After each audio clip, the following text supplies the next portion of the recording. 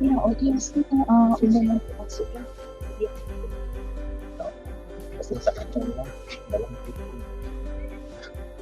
dalam kita kayak gitu.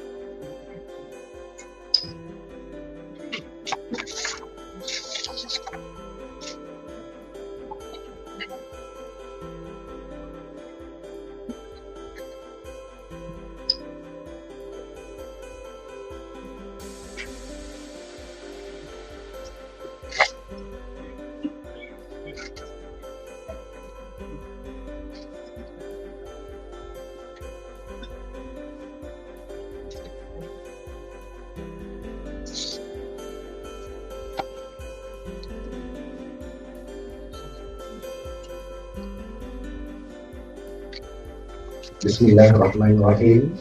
Assalamualaikum warahmatullahi wabarakatuh. Very good morning. Ketua Haji Muhammad Ali Hassan, Board of Trustee Yayasan Infaq ANGKASA,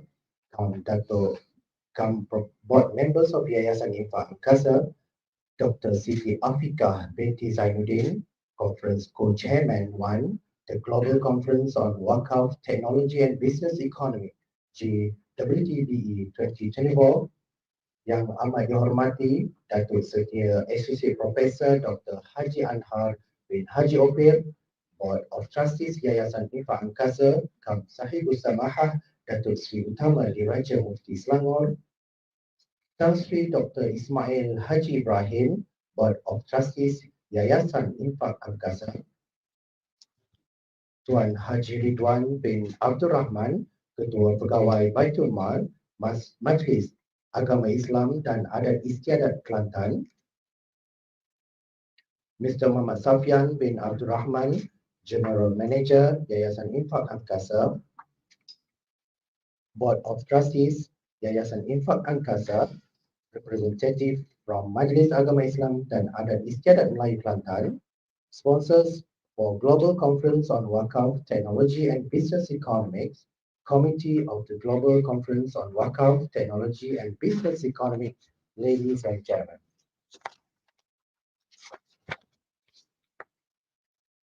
First and foremost, on behalf of the organizing committee, we'd like to welcome all of you to the Global Conference on Wakaf, Technology and Business Economics 2024, organized by Universiti Malaysia Kelantan, Yayasan Infaq ANGKASA, and Majlis Agama Islam dan Adat Istiadat Melayu Kelantan. This conference is supported by Majlis Agama Islam Sabah, Angkatan Koperasi Kebangsaan Malaysia Berhad ANGKASA, Koperasi Masjid Al-Hasanah Bangi Berhad, Majlis Agama Islam Pahang, Koperasi Sahabat Amanah Ikhtiar Malaysia, Bank Simpanan Nasional, and Masjid Al-Raudah. It is indeed a great pleasure to have all of you here on these special occasions. With the theme Innovating the Future integrating wakaf with technology for cooperative and sustainable economic growth. This conference aimed to bridge traditional Islamic philanthropic practices with modern technological advancement to create a sustainable and cooperative economic model. Ladies and gentlemen, allow me to begin today's event by inviting Muhammad Fahmi bin Muhammad Hilmi to recite the Dua. Please welcome.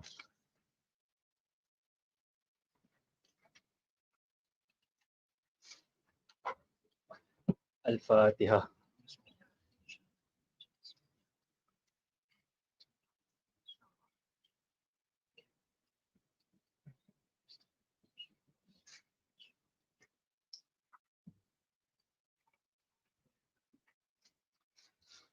Bismillahirrahmanirrahim.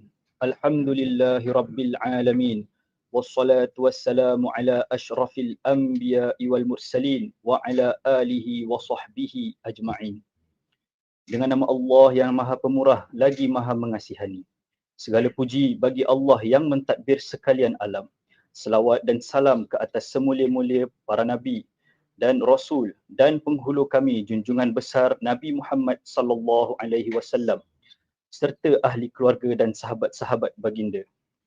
Ya Allah, Ya Razzaq, di hari yang mulia serta penuh keberkatan ini, kami melahirkan kesyukuran kami kepadamu kerana diberikan peluang untuk hadir bersama-sama berkumpul di dalam majlis persidangan Global Conference on Waqf, Technology and Business Economics 2024. Anugerahkanlah kami kekuatan ilmu, iman dan kebijaksanaan untuk menerokai kerjaya. Jadikanlah kami insan yang berpandangan jauh, committed dengan kehendak dan perubahan zaman.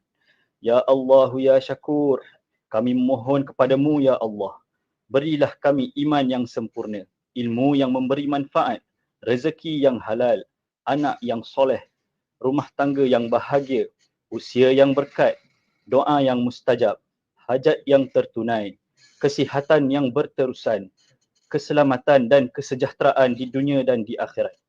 Rabbana zalamna anfusana wa illam taghfir lana wa tarhamna lanakunanna minal khasirin. Rabbana atina fid dunya hasanah wa fil akhirati hasanatan wa qina adzaban nar. Wa sallallahu ala sayyidina Muhammad wa ala alihi wa sahbihi wa sallam. Walhamdulillahi rabbil alamin.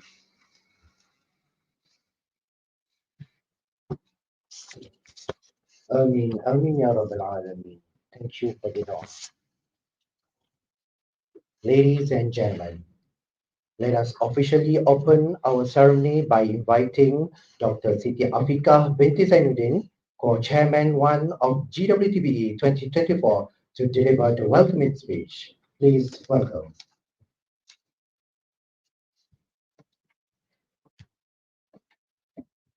Bismillahirrahmanirrahim.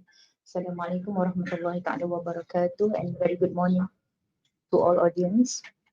Datuk Haji Muhammad Ali Hassan, Board of Trustee, Yayasan Infaq ANGKASA, board members of Yayasan Infaq ANGKASA, yang amat dihormati Datuk Setia Associate Professor Dr. Haji Anhar bin Haji Obir, Board of Trustees, Yayasan Infaq ANGKASA, Kam Sahibus Samah Datuk Seri Utama Diraja Mufti Selangor, Tan Sri Dr. Ismail Haji Ibrahim, Board of Trustee Yayasan Infaq ANGKASA, Tuan Haji Ridwan bin Abdul Rahman, Ketua Pegawai Baitul Mal, Majlis Agama Islam dan Adat Istiadat Kelantan, MAIK, Mr. Muhammad Safian bin Abdul Rahman, General Manager Yayasan Infaq ANGKASA, Board of Trustee Yayasan Infaq ANGKASA, representative from Majlis Agama Islam dan Adat Istiadat Melayu Kelantan, sponsors for Global Conference on Wakaf, Technology and Business Economics, Committee of the Global Conference on Wakaf, Technology and Business Economics, and audience.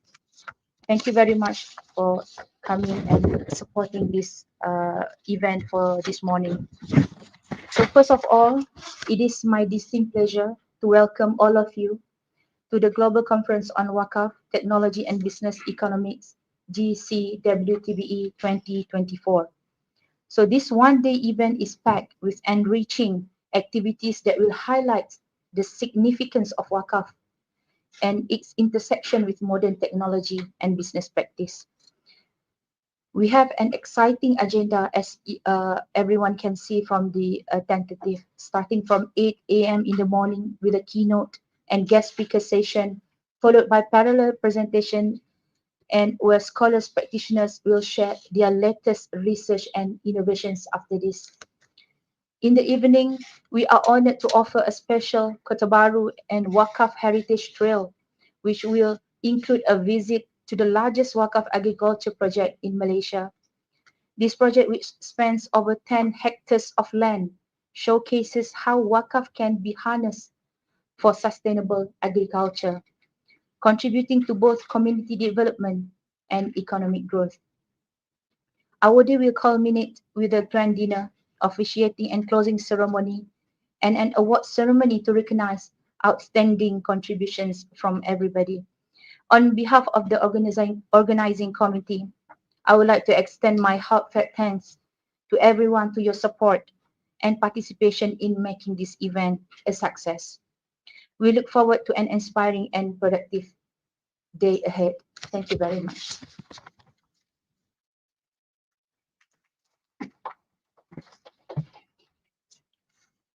Thank you, Dr. Siti Apika, for the welcoming speech. Distinguished guests, we would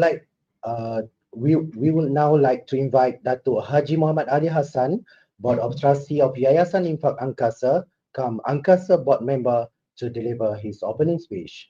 Please welcome.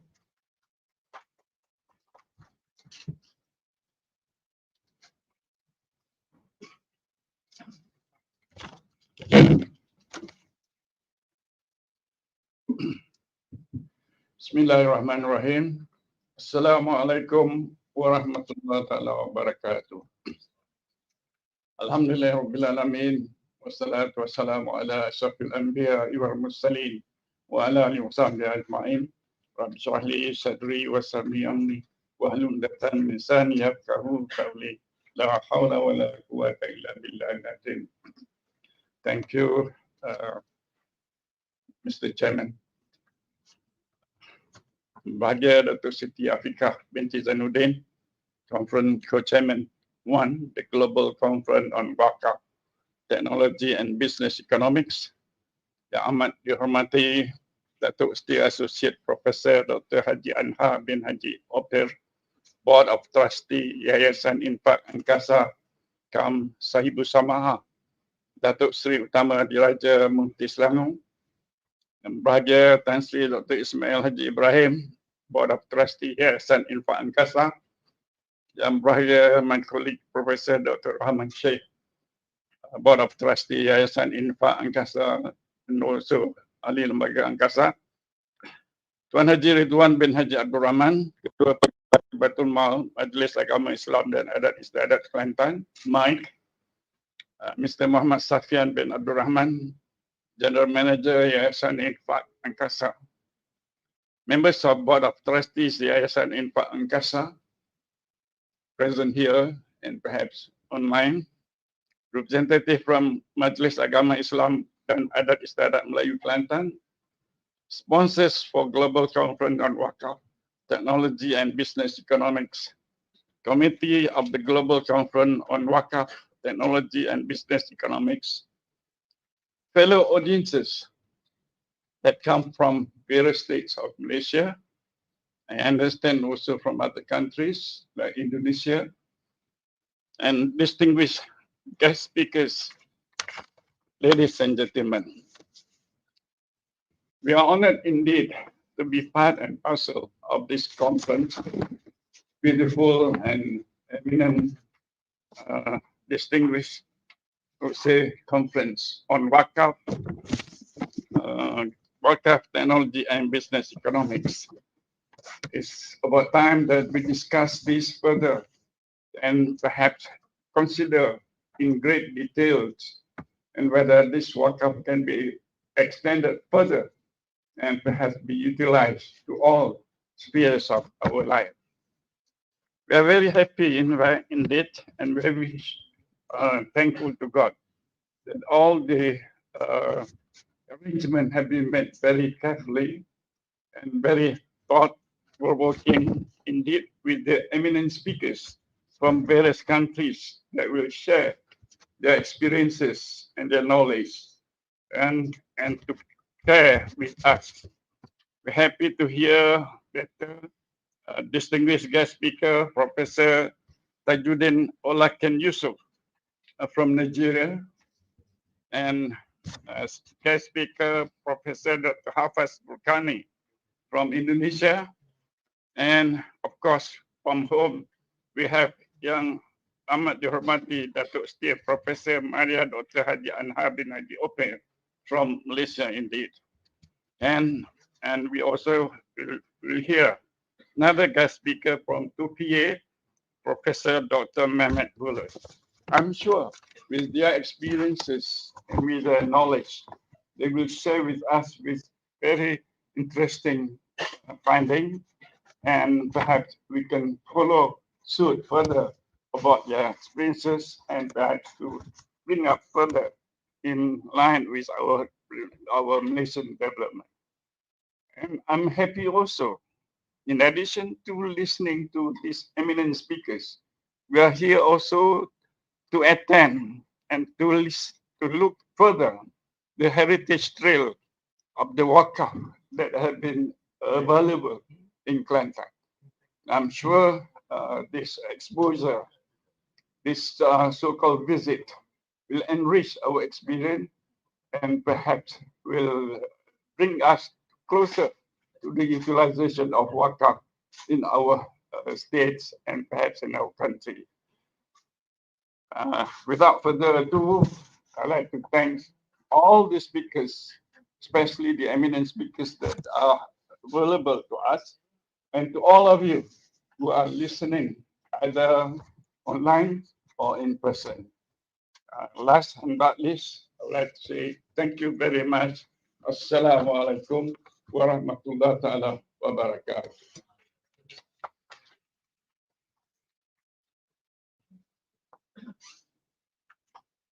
Thank you, Dato, for the warm speech. Distinguished guests, before we invite our first speaker, let me give a brief introduction about him. Professor Tajuddin Olalekan Yusuf is renowned expert in risk management and insurance at the University of Lagos, Nigeria, specializing in risk management and insurance, and it is noted expert in Islamic finance. He has published over 50 articles in peer-reviewed journals. He is an associate member of the Chartered Insurance Institute of London, chairman of the Institute of Islamic Finance Professionals, and served as chief examiner for the West African College of Insurance. Without further ado, please welcome Professor Tajuddin Olalekan Yusuf to the stage.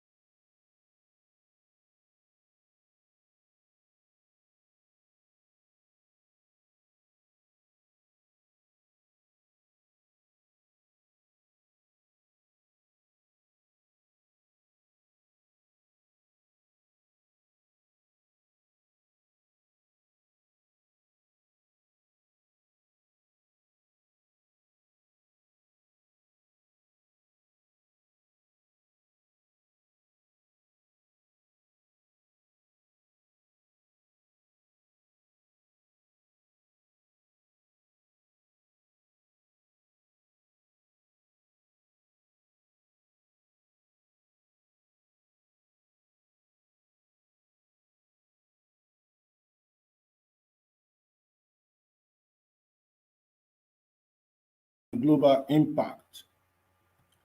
The concept of Waqf as a form of Islamic endowment has historically played a crucial role in the socio-economic development of Muslim communities by funding education, healthcare, and social services. This session aims to explore the contemporary relevance and potential of Waqf in addressing global challenges. What is Waqf? Waqf is an Islamic endowment for charitable purposes, and it also has historical significance in socio-economic development. The purpose of my presentation is to explore the modern relevance of Waqf and to discuss innovations and the global impact. Waqf, the plural is awqaf, is an Islamic philanthropic institution that represents an endowment made by a person or organization for religious, educational, or charitable purposes. The concept of Waqf has deep roots in Islamic history and serves as a mechanism for perpetuating the benefits of assets for the community. What are the key aspects of Waqf? Waqf involves the dedication of a property or asset for religious or charitable use, ensuring its benefits are utilized for a specific purpose indefinitely. Once an asset is declared as Waqf, it cannot be sold, inherited, or donated as a gift. What are the types of Waqf that we have? We have Waqf Khairi, charitable Waqf. This is the most common type, where the endowment is made to support public welfare, like building mosques, schools, hospitals, or providing for the poor. Then you have the Waqf Khairi. This is the most common,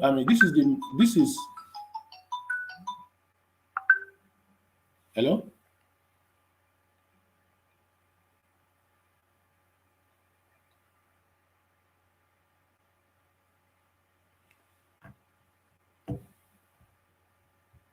So we have Waqf al-Hali, which is for family Waqf. In this Waqf, the endowment benefits the descendants of the person who established the Waqf. It usually transitions into a public Waqf after a certain period or once the family beneficiaries are no longer alive. Then you have Waqf Mushtarak. This type of Waqf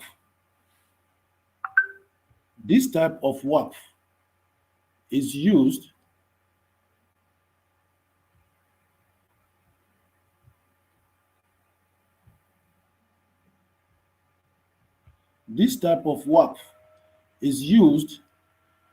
for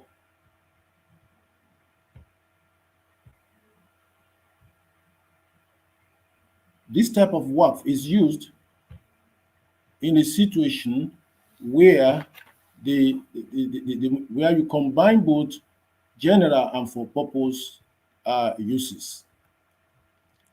Then you have the conditions for Waqf. The first condition of Waqf is what we refer to as the irrevocability. Once declared, the Waqf cannot be reversed or cancelled. Secondly, permanence. The asset must be intended to last in perpetually, generating continuous benefits. Inalienability. The endowed asset cannot be sold, gifted, or inherited. It must remain intact to the purpose for which it was endowed. Management. The management of Waqf property is usually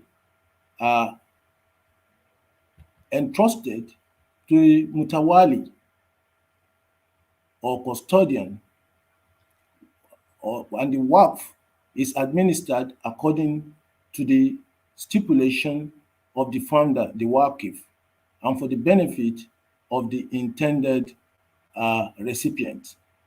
Then social and economic impact. Waqf has historically been a significant tool for financing public welfare, education, and social services in the Muslim world. It is used in the case of healthcare and preserved for many years after it has been established. What is the historical significance and the evolution of Waqf? Waqf has started right from the time of the Prophet ﷺ, with early examples dating back to the time of the Prophet. The first type of Waqf was the Waqf of the Mosque of Quba, the first mosque built in Islam. The Mosque of Quba in Medina is often considered one of the earliest examples of Waqf. It was established by the Prophet Muhammad ﷺ in 622 AD upon his arrival in Medina. The land and the structure were dedicated as a religious endowment for the benefit of the Muslim community. Secondly, the Waqf of the Prophet's Mosque, Al-Masjid al-Nabawi. After the Prophet Muhammad ﷺ arrived in Medina, he also established the Prophet's Mosque. The land for the mosque was purchased by the Prophet using his personal funds, and the mosque was designated as Waqf for the Muslim community. The Prophet himself participated in the construction, making it one of the most significant religious endowments in Islamic history. You also have the Waqf of the Well of Ruma. This is another significant example of early Waqf. The Well of Ruma was a well in Medina that belonged to a man who was selling its water at a high price. The Prophet ﷺ encouraged his companions to purchase it so that it could be made a public endowment. Uthman bin Affan radiallahu anhu, one of the Prophet's companions, bought the well and made it a Waqf for the Muslims, allowing free access to water. Number 4, Waqf of the Orchard of Banu Nadir.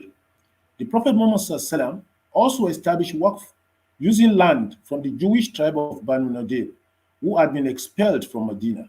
The Prophet distributed the land among the Muhajirun, the immigrants from Mecca, and established a portion as Waqf for the benefit of the poor and needy.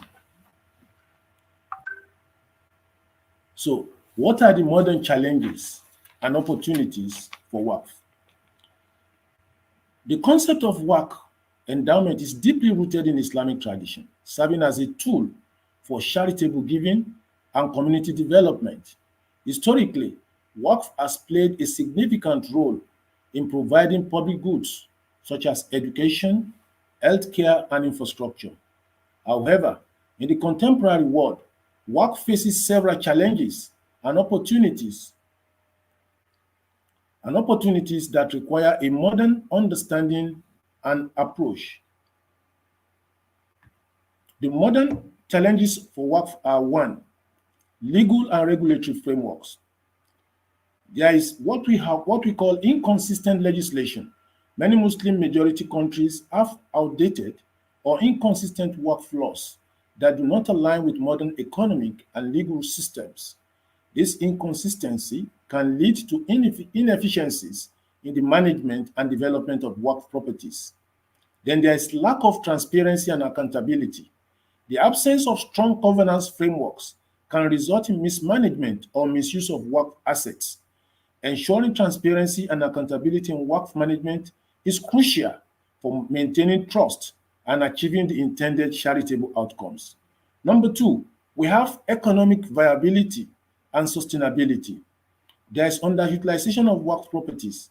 Many Waqf assets, especially land, are underutilized or not used for their full potential. This underutilization limits the economic benefits that could be derived from these assets. Then, funding and investment challenges. Waqf institutions often face difficulties in accessing modern financial markets or attracting investment due to restrictive laws or a lack of financial expertise. Then 3, cultural and social perceptions. There is what we call the erosion of the Waqf culture. In some regions, the tradition of establishing Waqf has declined due to changing social values or a lack of awareness about the benefit of Waqf. Then there is resistance to modernization. There may be resistance within communities or institutions to modernize Waqf management practices, hindering efforts to adapt to contemporary needs. Number 4, technological barriers. There is what we call the digital divide. The integration of technology into Waqf management, such as through digital record keeping or online fundraising, can be challenging due to the digital divide in some regions. Number 2, cybersecurity risks. As Waqf institutions adopt more technology, they become vulnerable to cybersecurity threats, which can compromise the security of financial transactions and data. Now, what are the modern opportunities for Waqf? Revitalization through modern governance. We need to adopt best practices. Waqf institutions can benefit from adopting modern governance practices such as transparent financial reporting, stakeholder engagement, and the use of technology for better management. Then there's what we call public-private partnerships. Collaboration with private sector entities can help in the effective utilization and development of Waqf properties, ensuring that they generate sustainable income for charitable purposes. Then we have financial innovation. There must be what we call Islamic finance integration. Leveraging Islamic finance instruments such as Sukuk, Islamic bonds, can provide Waqf institutions with new avenues for fundraising and investment, enhancing their financial sustainability. Then we have Waqf-based crowdfunding. Modern technology enables crowdfunding platforms specifically designed for Waqf, allowing Muslims worldwide to contribute to various Waqf projects. 3, there is what we call social impact and development. Work for sustainable development goals. Waqf can be aligned with United Nations SDGs to address issues like poverty, education, and healthcare. This alignment can attract global attention and resources, positioning Waqf as a tool for achieving broader development goals. Then Waqf for environmental stewardship. The concept of Waqf can be expanded to include environmental conservation efforts, such as establishing Waqf for the preservation of natural resources or supporting renewable energy projects. Number 4, technological advancement. Blockchain for Waqf management. Blockchain technology can provide secure and transparent record keeping for Waqf assets, reducing the risk of fraud and ensuring that the assets are managed according to the donor's intentions. Then there is what we call digital platform for Waqf awareness. Online platforms and social media can be used to raise awareness about Waqf, educate the public, and encourage the establishment of new Waqf endowments. Then, what are the innovatives? What are the innovative models and best practices? Then we want to look at successful examples of Waqf initiatives. The first one is the ANGKASA of South Africa. This ANGKASA South Africa was established in 2000. ANGKASA South Africa focuses on poverty alleviation, education, healthcare, and disaster relief. The initiatives include education.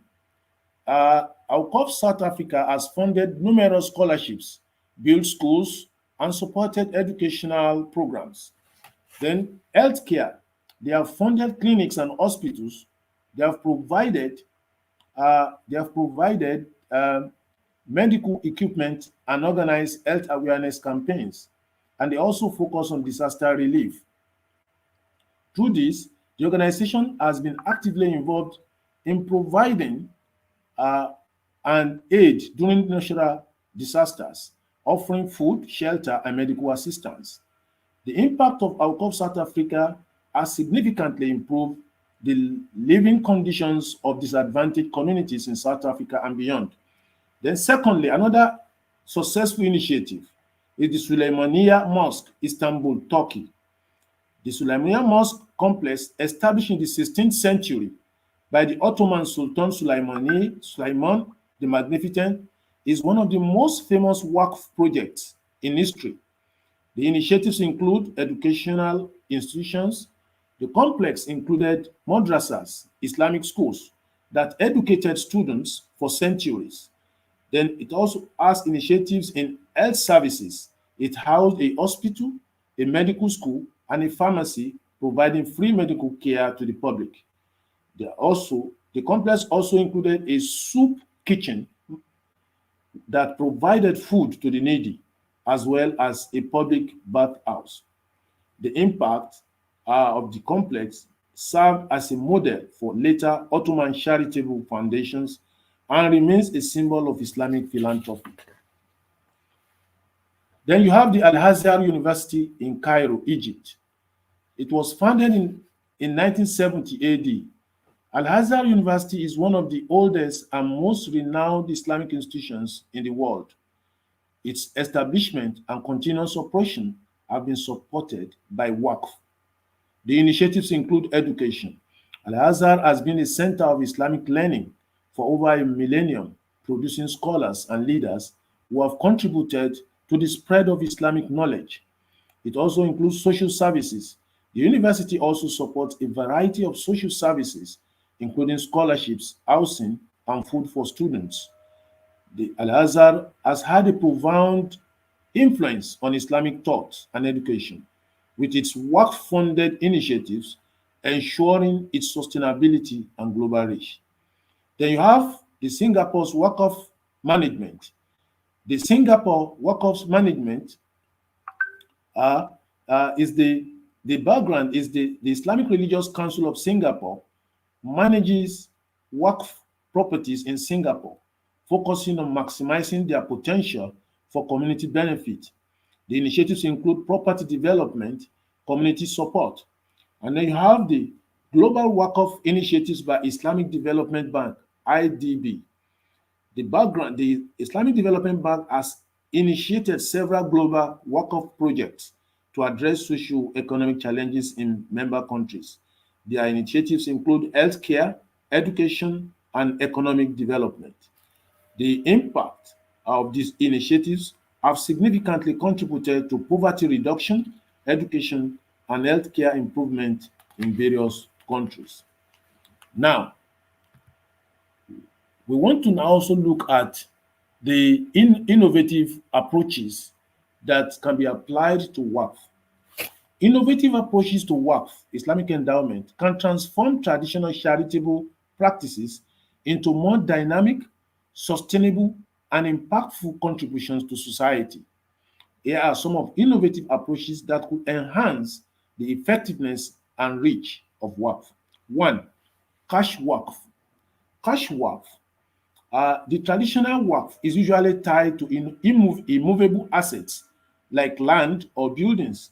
Cash Waqf allows individuals to endow money instead of physical assets. The innovation is the endowed cash is invested in Sharia-compliant ventures, and the returns are used for charitable purposes.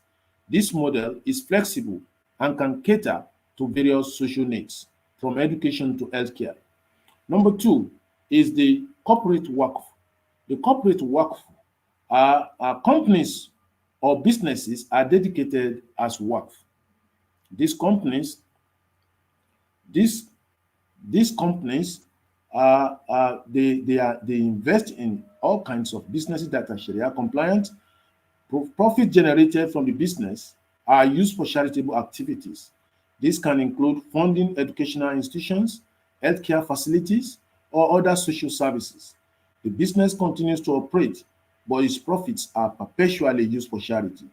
Then you have Waqf shares.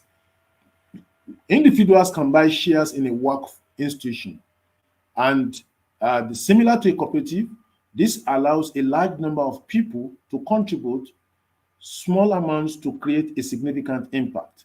The collective fund can be used for large-scale projects like building schools, hospitals, and infrastructure. Number 4, you have Waqf Sukuk. The Islamic bonds Sukuk are issued based on Waqf assets. This approach mobilizes resources from the broader market where investors purchase Sukuk and the proceeds are used for projects with social benefits. The returns can be reinvested in the Waqf or distributed to other charitable causes. Then you have digital Waqf. Utilizing digital platforms to manage and promote Waqf.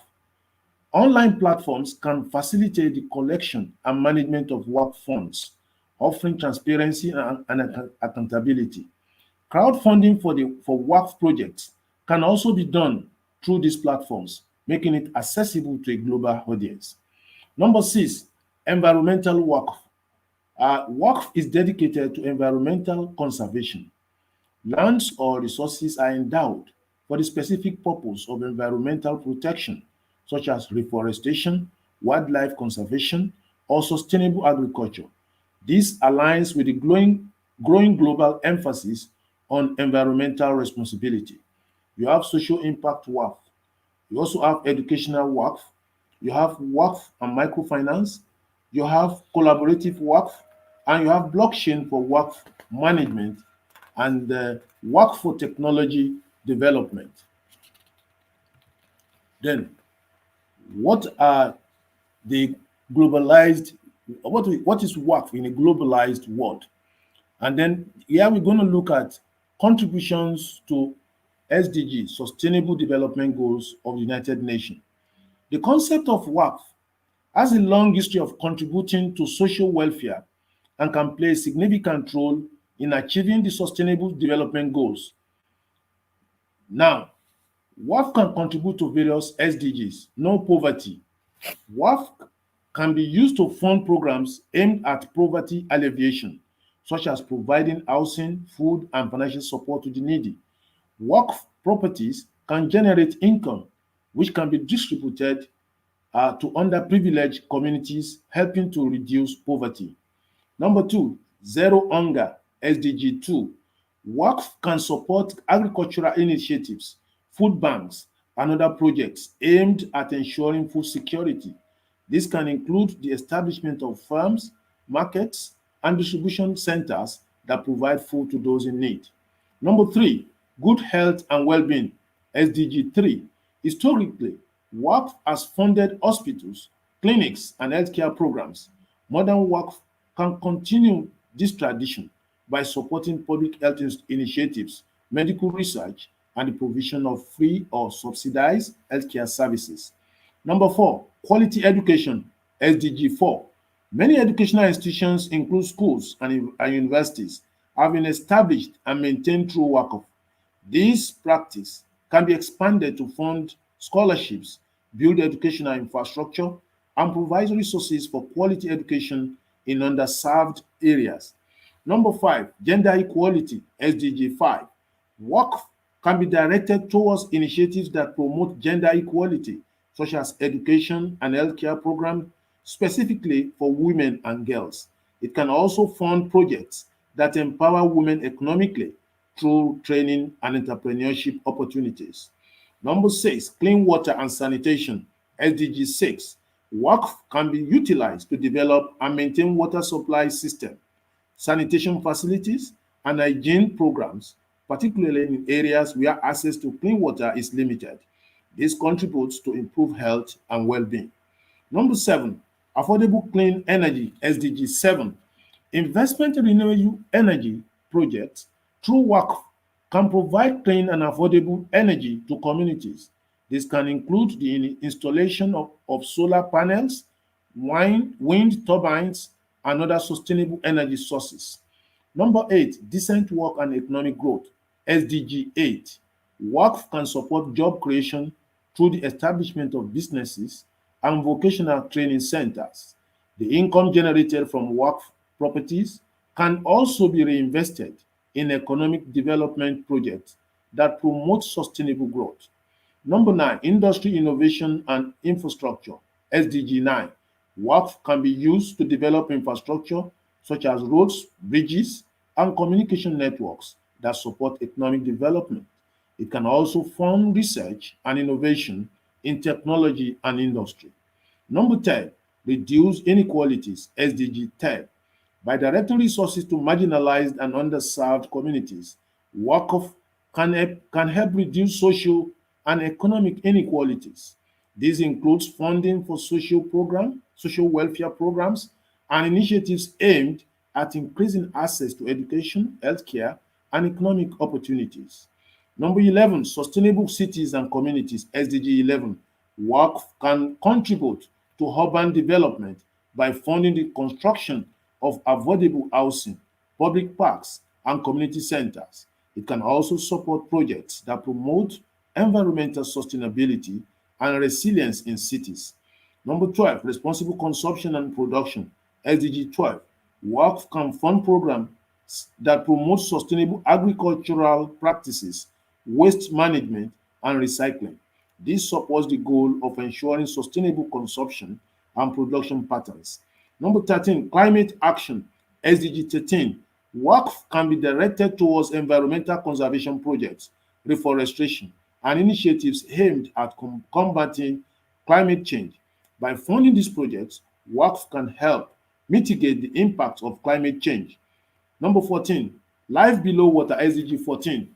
Waqf can support marine conservation efforts, such as protecting coral reefs, preventing pollution, and promoting sustainable fishing practices. This helps preserve aquatic ecosystems and biodiversity. Number 15, life on land, SDG 15. Waqf can be used to fund conservation projects that protect forests, wildlife, and natural habitats. This supports the preservation of biodiversity and the sustainable use of land resources. 16, peace, justice, and strong institutions, SDG 16. Waqf can contribute to the promotion of peace and justice by funding legal aid services, conflict resolution programs, and initiatives that strengthen governance and institutions. 17, partnerships for the goals, SDG 17. Waqf can facilitate partnerships between government, NGOs, and the private sector to achieve the SDGs. By pooling resources and expertise, Waqf institutions can play a pivotal role in fostering collaboration for sustainable development. Waqf is a versatile tool that aligns with the principles of social justice, charity, and community welfare in Islam. By strategically channeling Waqf funds towards SDG-related initiatives, it is possible to make significant contributions to sustainable development on global scale. Now, let's look at the legal and regulatory frameworks. In several jurisdictions, by exploring more specific details, addressing both traditional principles and modern-day challenges while considering the variations across different jurisdictions.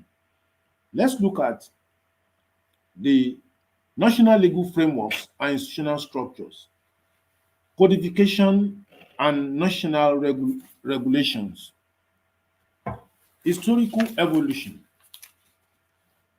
The regulation of Waqf has evolved from classical Islamic jurisprudence to formalized the codification in various Muslim majority countries.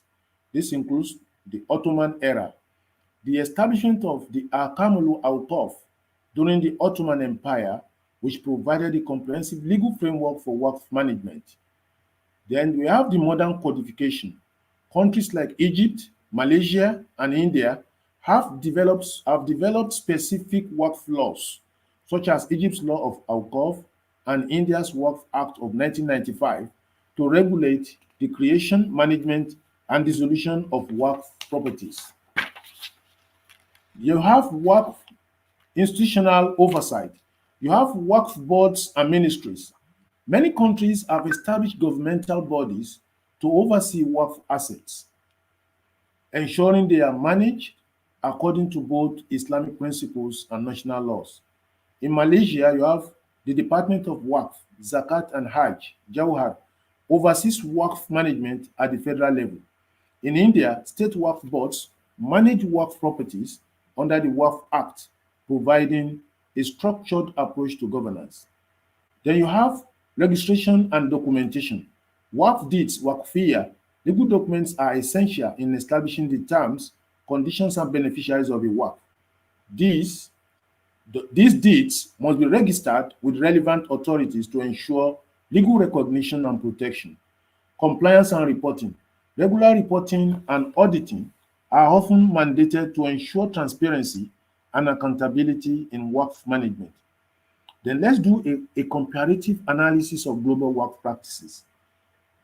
Variations across jurisdictions. In Malaysia, a robust legal framework that integrates waqf into the national financial system, including initiatives like cash waqf. In Turkey, the General Directorate of Foundations manages a vast portfolio of waqf properties, preserving historical waqf institutions while integrating them into modern development projects. In the Gulf states, countries like Saudi Arabia and United Arab Emirates have seen a resurgence in waqf, with modern interpretations allowing for corporate waqf and investment-based waqf models. Then you have the international efforts and standardization. Islamic Development Bank promotes international cooperation on waqf, aiming to standardize best practices across member countries. Then you have World Waqf Foundation. The World Waqf Foundation works towards the global promotion and enhancement of waqf through initiatives like capacity building and governance training. Then there are what we call the contemporary challenges of waqf management. Then you have the modernization and adaptation. Many countries face challenges in updating waqf laws to align with contemporary legal and economic systems. Issues include the integration of waqf into national land registries and adapting waqf laws to modern financial instruments. Number two, judicial oversight. Courts often play a role in resolving disputes related to waqf, requiring a balance between Sharia principles and national legal standards. Then you have governance and sustainability. Corporate governance models. Applying corporate governance principles to waqf institutions to enhance transparency, efficiency, and accountability. Sustainability. Developing strategies to ensure the long-term sustainability of waqf assets, including through investment in income-generating activities. Technological integration is another area. Blockchain and digital platforms. The use of blockchain for transparent and immutable waqf transaction is an emerging area of interest. Digital platforms for crowdfunding waqf projects are also gaining traction. Case studies and practical applications. 1. Malaysia's integrated waqf management. State-level waqf management, each state has its waqf institutions, but the federal government, through Jauhar, provides oversight and coordination. Successful projects include development of waqf-funded universities and healthcare facilities. In Turkey, there is Turkey's revitalization of historical waqf. Integration into national development. Turkey has revitalized many historical waqf properties, integrating them into tourism and cultural heritage projects, thereby preserving their historical significance while generating income for public welfare. Challenges in India waqf management, legal disputes, and bureaucratic orders. Despite the Comprehensive Waqf Act, the management of waqf properties in India is often mired in legal disputes, mismanagement, and lack of effective oversight. However, recent reforms aim to address these issues through better governance and transparency. Now, I want to conclude by saying, balancing tradition and modernity. The future of waqf depends on the ability to harmonize traditional Islamic principles with modern legal frameworks. This includes the need for continuous legal reforms, capacity building, and the adoption of innovative financial instruments. Then there is need for global collaboration. International cooperation and standardization of waqf practices can help address global challenges, ensuring that waqf continues to play a vital role in socio-economic development. So, the key points to explore here is introduction to waqf. Waqf as a tool for social unity. You have to build collaborative networks. There must be economic empowerment and social welfare, challenges and opportunities. So, what are the cross-cultural and interfaith Waqf initiatives? This you have in different parts of the world.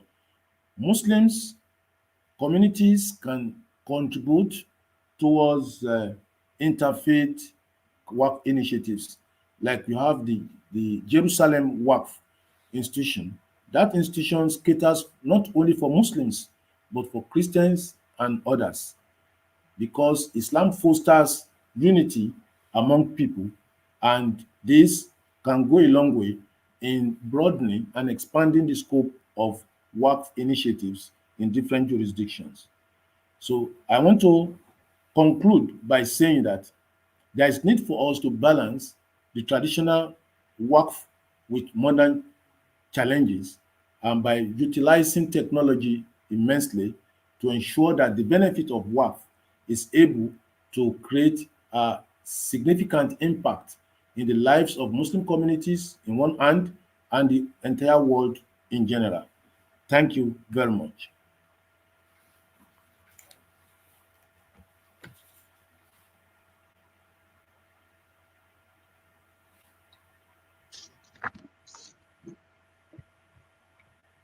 Okay, now we move to the next agenda. Before we proceed, let me introduce our second distinguished guest speaker. Professor Dr. Hafaz Furqani has been a lecturer at the Faculty of Islamic Economics and Business at Aranari States Islamic University, Banda Aceh, Indonesia since 2009. His research has received local and international recognition, including a highly commended award for his paper in Humanomics and gold medal for his PhD thesis. At the International Islamic University Malaysia Research, Invention and Innovation Exhibition in 2012. Okay, Prof, are you ready? Since Prof will join us in online. Yes.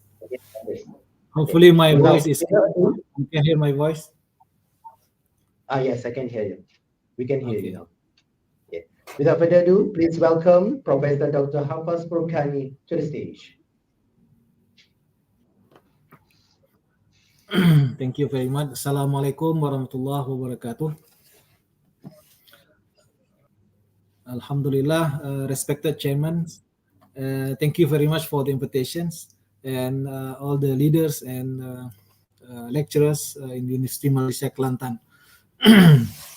I'm going to present the topic of my presentation is on Islamic social finance and society's well-being.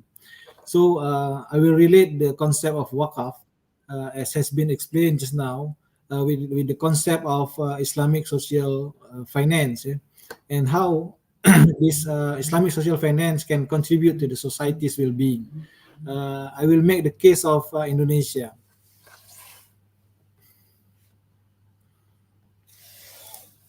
Okay, before we proceed, let us try to understand what is Islamic social finance.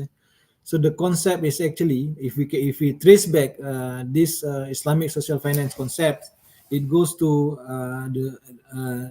the IRT, IDB, when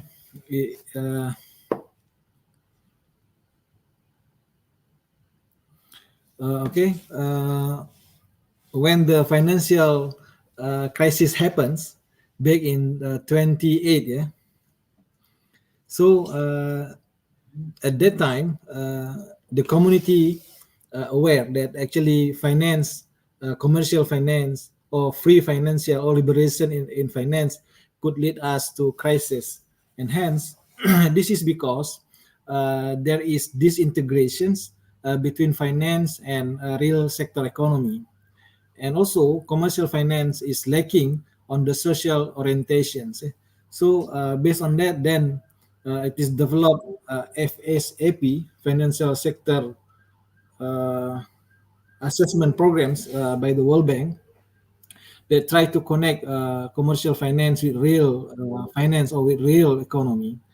And then IRTI or IDB respond this by developing FSEP for Islamic finance, or financial sector assessment programs, which is developed by World Bank in the case of Islamic finance. And then a workshop has been done in 2013 by IRTI IDB on Islamic social finance. And currently we can see also some reports on how Islamic social finance is operating.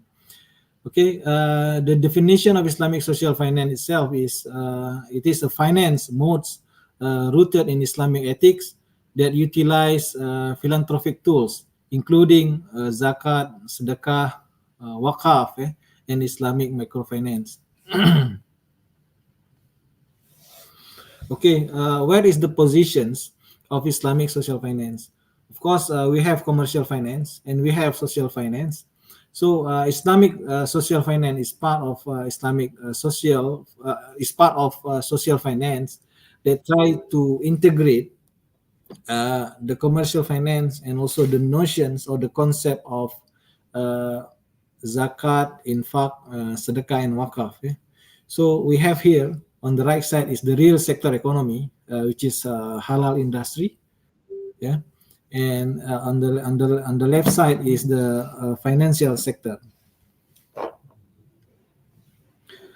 So wakaf, as today's conference theme, is actually part of Islamic social finance. So apart from wakaf, we have zakat, and we have infaq, we have sedekah.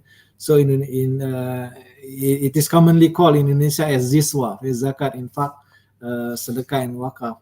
If we analyze these instruments into the impact to the economy, it can be two channels. The first is for consumptions.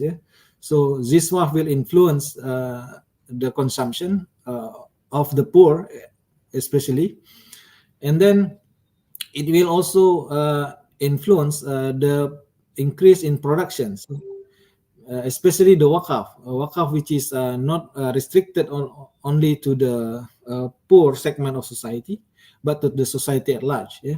So through wakaf, it can be used as instruments of empowerment. And then we can also provide low-cost financings through wakaf.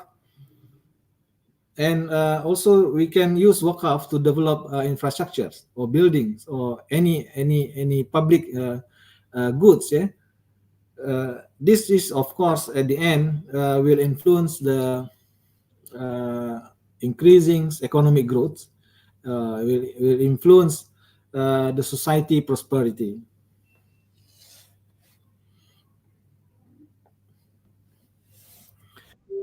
Okay, if we can classify the financing into three types, three type of financings, wakaf actually can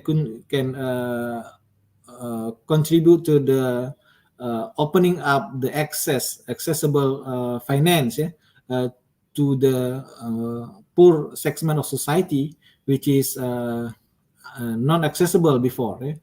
So for financing, commercial finance, it is only the access for it is only for those who have money, who are rich or big entrepreneurs or big enterprise, very good, those who are having good score of credit. And then Islamic microfinance, this is also very restricted to the medium enterprise. So normally the low level of society, which is the poor, still unable to access this Islamic microfinance due to some restrictions or conditions. So wakaf, zakat, infaq, sedekah, this can open up the access of finance to the poor, to the mustahiq. So if we can increase the fund of wakaf, we can help more poor people to get access to the money or to the fund. and this will later on promote the inclusive growth, as has been promoted by Sustainable Development Goals. So wakaf can be used as an instrument to help us achieving the Sustainable Development Goals, as has been explained before. So it can be used to help us in providing good consumptions, so providing social facilities, public goods, infrastructures, investments, and also increasing the business enterprise. And this later on will improve will help us in solving the problems of poverty. And not only that, we can have a good quality of economic growth. So we know that the problems in GDP is that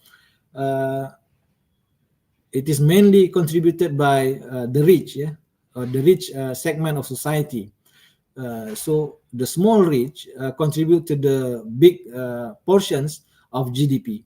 So, but what we want is that GDP is also contributed by the poor. This is called as inclusive growth. So zakat, infaq, sedekah, and wakaf could help us in achieving the good quality of economic growth.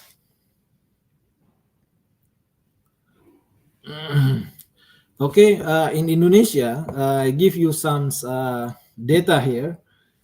So we can see the increasing collections of zakat, infaq, sedekah, and wakaf in Indonesia. So the trend is very good, and we believe this is a very good prospects for Indonesia to solve the problems of poverty, to solve the problems of hunger, to solve the problems of unemployment and school enrollments. So because this is currently still main problems here in Indonesia, and then the Basnas, Badan Amil Zakat Nasionals, and Badan Wakaf Indonesia is trying to do very good jobs to solve these problems. And in terms of collections of fund, either from zakat and wakaf, the trend is very, very bright, which is every year we can see an increase. And also if we see the distributions or the absorptions of zakat, infaq, sedekah, and wakaf that has been collected, we also see the trend of increasing, which means many poor now, many people now are enjoying, are receiving the zakat and wakaf funds. So we can see a continuous improvement of this. And this is based on the data provided by Basnas and Badan Wakaf Indonesia. There is also a trend in Indonesia, a growing number of muzaki and mustahik. So when I said that the mustahik is increasing, it doesn't mean always negative, but it is also positive, whereby now many people now can have access to finance or to fund. So we call it as outreach to the mustahik. So we have to acknowledge that so many poor people in Indonesia, and at the same time the zakat, infaq, sedekah, and wakaf and fund, it is not sufficient to cater all the poor in Indonesia because of the number are very high. But if we see how these funds are collected and distributed, and it is very increasing, it is increasing every year. That means that we can Indonesia already can have can reach more poor people, and try, and this at the end will solve the problems of poverty, hopefully.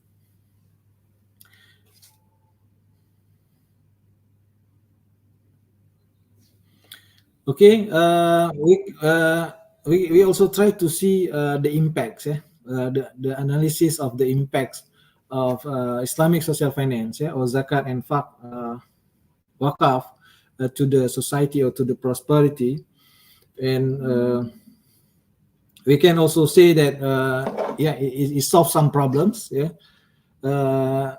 but we need some improvement because of the big number of poor people in Indonesia. But at least we can see the percentage of poverty are reducing, are decreasing.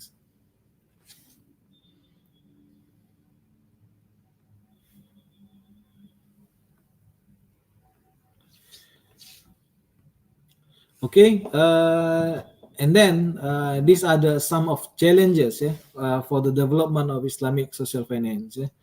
Of course, in each country, the level of developments are different, but I think there are four challenges, yeah, that we have to try to solve it, so that the concept and practices of Islamic social finance can be improved. Yeah. The first is about awareness, yeah, public knowledge and public awareness to especially to contribute, to pay zakat, to donate more, and to aware of the zakat, infaq, sedekah, and wakaf. These are the instruments that could solve the problems of our society. And then the second challenge is R&D and technology. So this is this conference is very suitable, whereby moving forward we are living in the industry revolutions 4.0 and moving towards industry revolutions 5.0, whereby artificial intelligence is in high use. And of course, zakat, infaq, sedekah, and wakaf as instruments for social, for solving the social problems. We cannot. We have to integrate it, yeah, with the R&D and technology developments. And then regulations and governance. This should be made flexible. At the same time, it should be strict as well. But we, in some countries, the zakat, infaq, sedekah, and wakaf, due to some restrictions, we cannot improve the utility of this fund, yeah, because of restrictions and regulations and governance. Yeah, so that's why we keep evaluating the regulations and enhancing the regulations so that we can use this fund for the betterment of society. And then human resource, of course, behind this there is amil for zakat, and there is nazir for wakaf. Without this good quality of human resources, good quality of amil and nazir, the fund is just wasted. Yeah? So we must keep improving the skills and the quality, the capacity of amil and nazir. And then these are the challenges of Islamic social finance, whereby moving forward, digitalization and database is very important. And in Indonesia, we have tried to develop this SIMBA, Sistem Informasi Zakat and Wakaf, yeah. And also just like a tax, yeah, we have a number of tax. Now we also have the number of identity number of zakat of muzaki. So muzaki now has a data as a number, as an ID number, and this could improve later on the number of muzaki. So these are on the right side, yeah, these are the regulators and supporters of zakat, infaq, sedekah, and wakaf in Indonesia. We have the Ministry of Religious Affairs, and then we have Badan Wakaf Indonesia, Badan Amil Zakat Nasional or Basnas, and then Bank Indonesia also, although it is Bank Central, but it is very concerned also with the development of Islamic social finance, yeah, and OJK, Otoritas Jasa Keuangan, and KNDKS, Komite Nasional Ekonomi dan Keuangan Syariah, is also become the leader or the coordinator to harmonize all these regulations and programs in Indonesia related to the Islamic economic and finance. Yeah? So hopefully we can see bright future for the development of Islamic social finance, or the development of zakat, infaq, sedekah, and wakaf, and hopefully these instruments can help us to achieve the society's prosperity. With that, I would like to end my presentations. Thank you very much. Assalamualaikum warahmatullahi wabarakatuh. Waalaikumsalam warahmatullahi ta'ala wabarakatuh. Thank you, Prof, for the insightful speech. Ladies and gentlemen, moving on, the next agenda is the first keynote speech. Our first keynote speakers hold a PhD in Fiqh and Usul al-Fiqh from the World Islamic Sciences and Education University in Jordan, a Master's in Islamic Philosophy from Cairo University, and a Bachelor's in Islamic Sharia from Al-Azhar University. He served as Deputy Mufti of Selangor from January 2016 to May 2021 and was appointed the 7th Datuk Seri Utama Diraja Mufti of Selangor in May 2021. Without further ado, please welcome Sahibul Samaha yang amat dihormati Datuk Setia Associate Professor Dr. Haji Anhar bin Haji Opir, Board of Trustee of Yayasan Infaq ANGKASA, kam Datuk Seri Utama Diraja Mufti Selangor. Please welcome.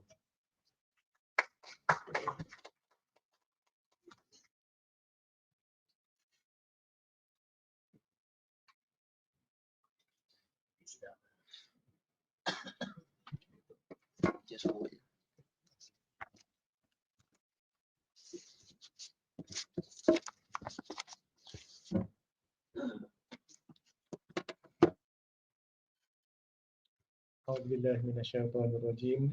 Bismillahirrahmanirrahim. Assalamualaikum warahmatullahi wabarakatuh.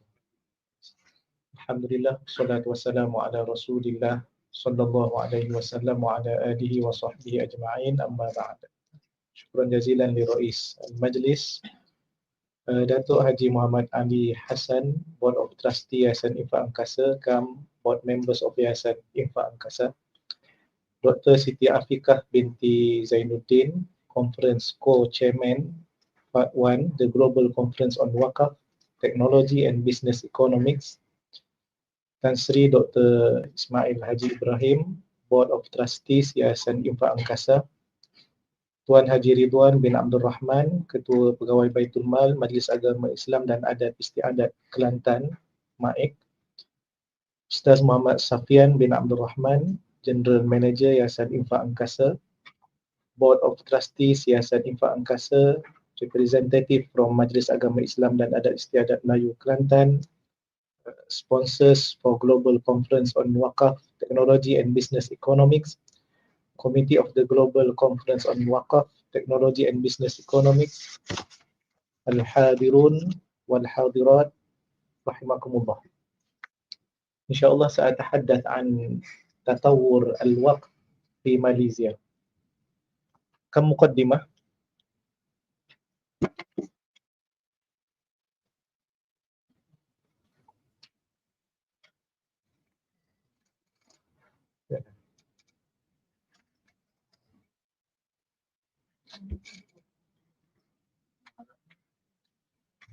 Al-Waqf huwa al-muassasatun khairiyatun wa jam'iyyatun dhat judhur amiqah fi turathil islami.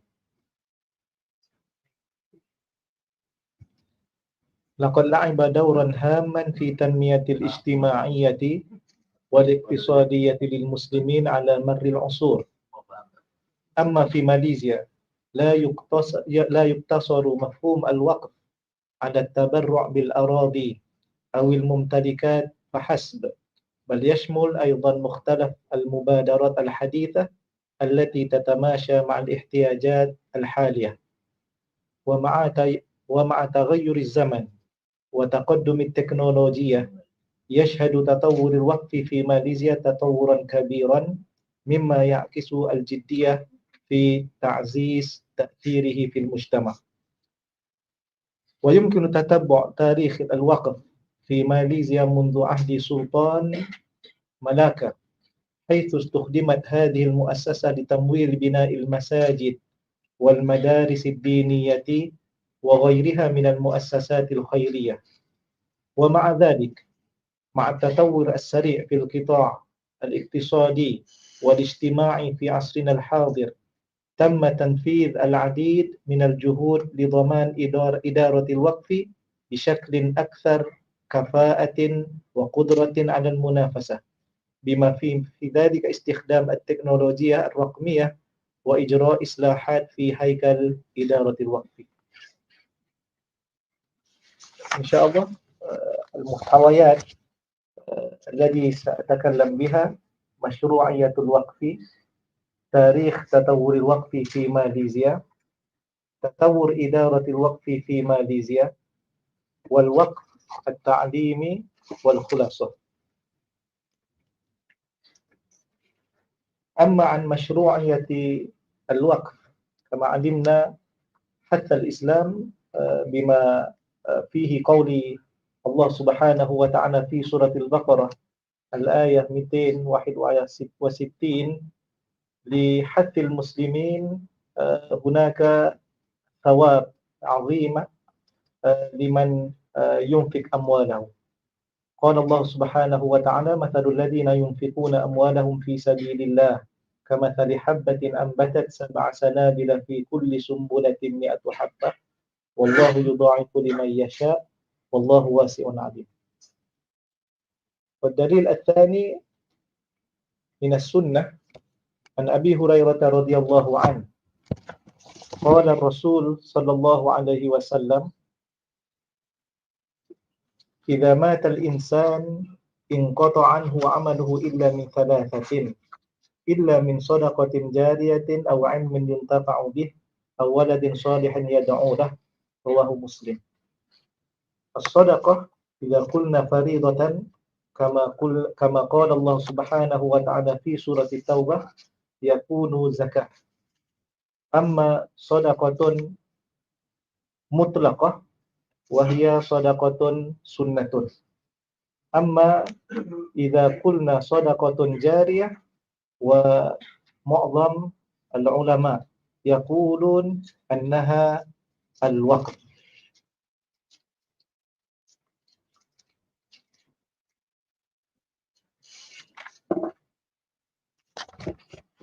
تاريخ تطور الوقف في ماليزيا.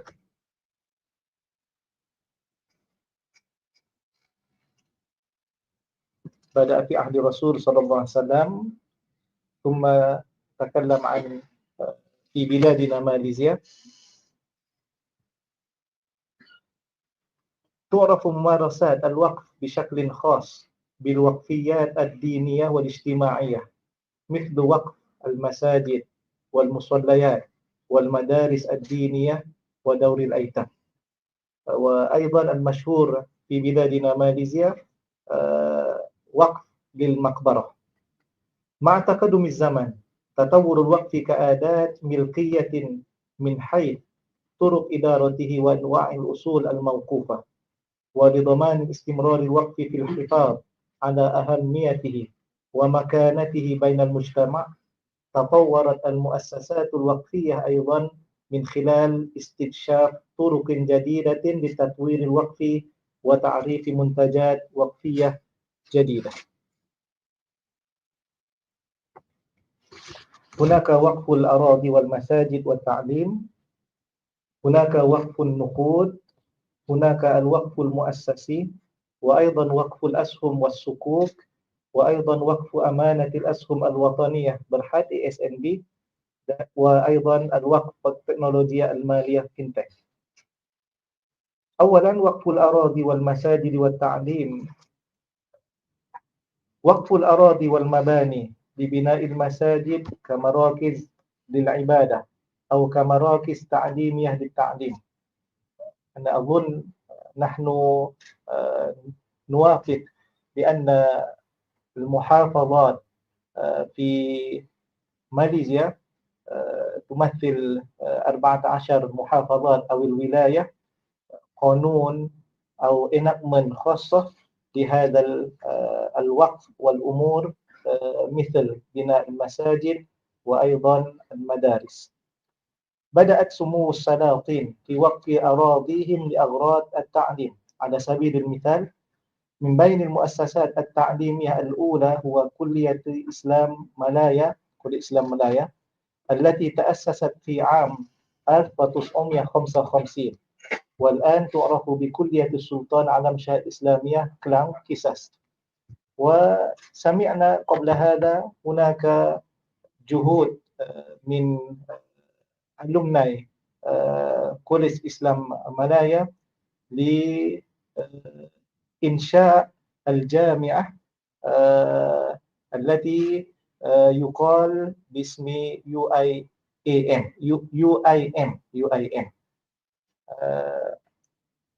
المقر قبل هذا في سايبرجاية، الآن في بتالينجاية. تعتبر التبرعات المالية بالوقف في هذا الشكل من الأولويات في المجتمع الإسلامي خصوصا في ماليزيا منذ القدم.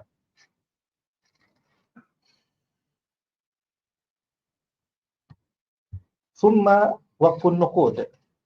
أصبح وقف النقود هو الخيار الأساسي لجمع أصول الوقف مقارنة بالأصول المادية. على سبيل المثال، في مؤسسة الوقف بمحافظة سلانجور PWS بلغت قيمة جمع النقود بما في ذلك الوقف العام والخاص وفوائد الوقف 2 مليون وزيادة رينجيت في عام 2011، وحتى عام 2023 وصلت قيمته إلى 525 وزيادة مليون رينجيت. الوقف المؤسسي. قامت شركة جوهر كوربوريشن كمثال بتقديم نموذج جديد للوقف المؤسسي من خلال ممارسة الوقف عبر الأسهم. يعتبر أول نوع من الوقف المؤسسي في العالم. بدأ تاريخ الوقف المؤسسي لشركة جيكوب عندما تم وقف 25,000 وحدة من الأسهم بقيمة 260,568 رينجيت، وبلغت إيرادات الأرباح من الأسهم التي تم وقفها 8 مليون وزيادة رينجيت، بزيادة قدرها 245% مقارنة بعام 2008 الذي بلغت فيه الإيرادات 2.57 مليون رينجيت.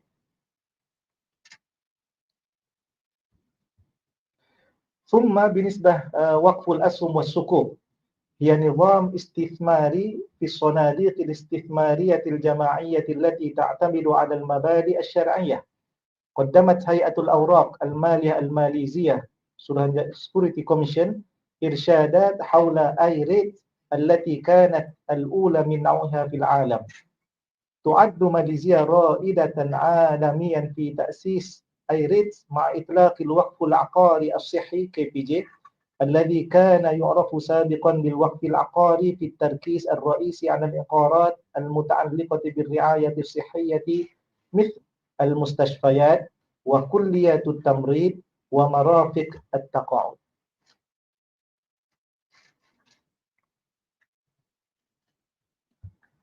ثم وقف أمانة الأسهم الوطنية برهان ASNB. خدمة وقف ASNB التي تتيح لحملة وحدات ASNB التبرع بوحداتهم الاستئمانية لمصلحة المجتمع. يهدف هذا إلى تسهيل ممارسة المسلمين في بلاد للوقف من خلال المشاركة في استثمار وحدات الأمانة في ASB. ووقف ASNB الذي يتم توفيره بالتعاون مع مجلس الولاية الفيدرالي الإسلامي موي.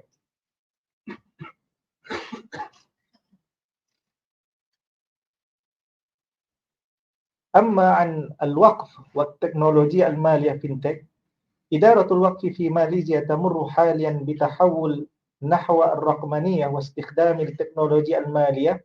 تهدف هذه الخطوة إلى تحسين الكفاءة والشفافية والوصول إلى إدارة أصول الوقف فعالة.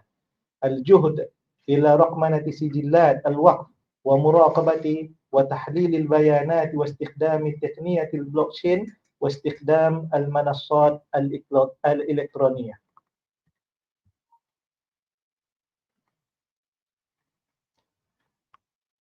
ننتقل إلى تطور إدارة الوقف في ماليزيا.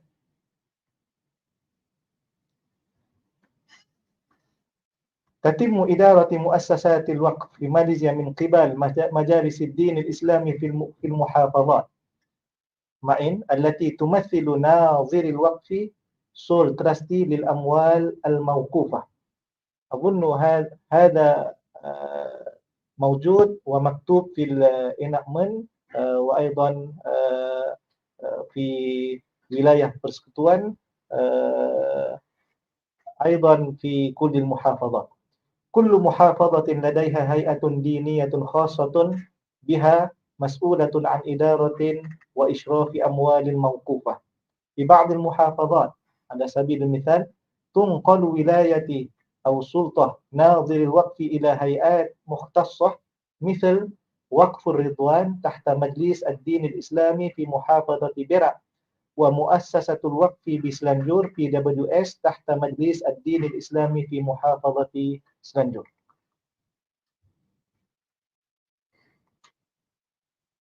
وهذا كلام عن الوقف في مستوى بلادنا الماليزية. تأسيس إدارة الوقف والزكاة والحج جوهر، ومؤسسة الوقف الماليزي ياسان وقف ماليزيا. تم تأسيس إدارة الوقف والزكاة والحج بهدف ضمان أن يتم إدارة الأموال الموقوفة والزكاة وشؤون الحج في جميع أنحاء البلاد بشكل منظم ومنهجي وفعال. أما عن YWM ياسان وقف ماليزيا تلعب دورا مهما في تجميع الموارد الوقفية وتعزيز جهود مجلس أغامة إسلام نجري في تطوير الأموال الموقوفة في ماليزيا، حيث تعمل كمتطور للأموال الموقوفة وتكون مطورا ومبنيا للأصول الوقفية بالتعاون مع مجلس الدين في المحافظة.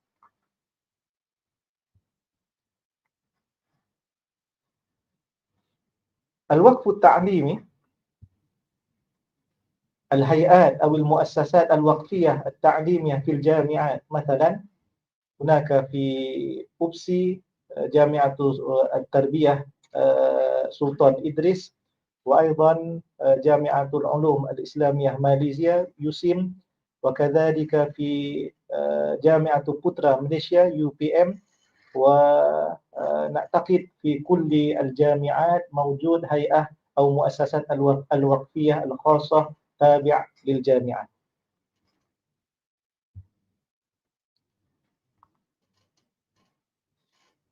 على سبيل المثال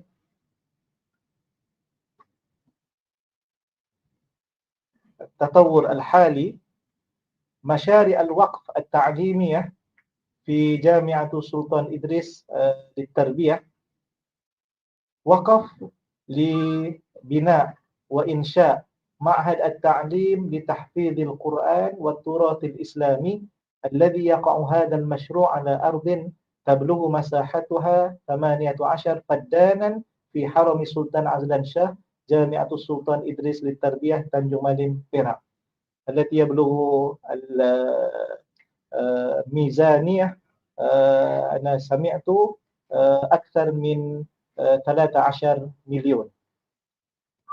وكذلك في الشهر الأخير في الشهر الماضي الموافقة على وقف المعهد التكاملي للتحفيظ والعلوم في سلانغور ميت، الذي تم وقف هذا المشروع من قبل PKNS هيئة تطوير ولاية سلانجور، ويقع على أرض تبلغ مساحتها 10 فدادين في الحي السابع شعنا.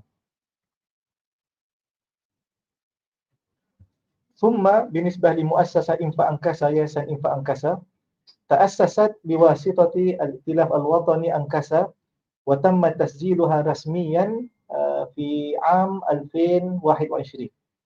كانت المؤسسة تعرف سابقا باسم نظام إنفاق الوقف أنكاسا، والتي كانت تدار من قبل وحدة جمع وإدارة أموال إنفاق الوقف وتنميتها في قسم الشريعة. الإحصائيات: إجمالي المبلغ المجمع من عام 2010 حتى يوليو 2024 أكثر من 30 مليون رنجت ماليزيا، والأموال التي تم توزيعها حتى يوليو 2024 أكثر من 20 مليون رنجت ماليزيا. وساهمت أنكاسا أيضا في تعزيز هذه المؤسسة، أي مؤسسة إنفاق أنكاسا، من عام 2014 حتى الآن 17 مليون رنجت ماليزيا. وأيضا هناك بعض المشروعات التعاون بين ياسان إنفاق أنكاسا مع مجلس الدين الإسلامي بالمحافظة في شراء المباني لغرض الوقف. مثلا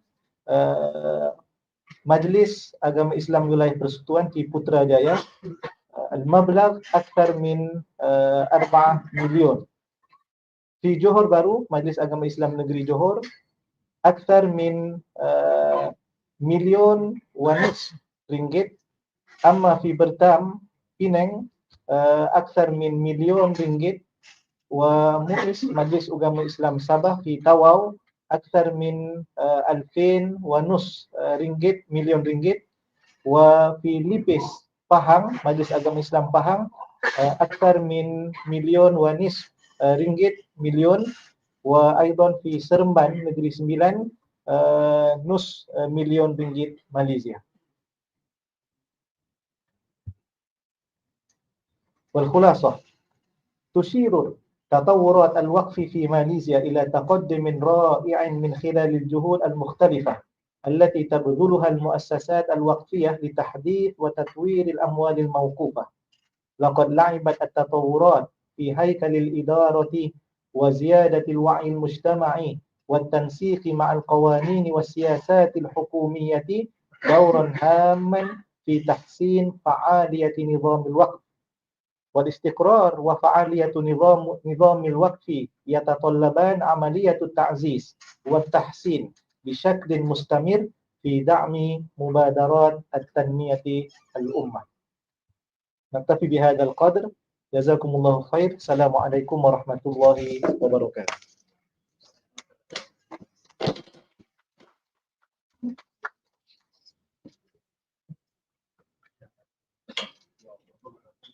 Thank you, Sahibul Samahah, Datuk Setia Utama Diraja, Associate Professor Dr. Haji Anhar bin Haji Ober for the thought-provoking speech.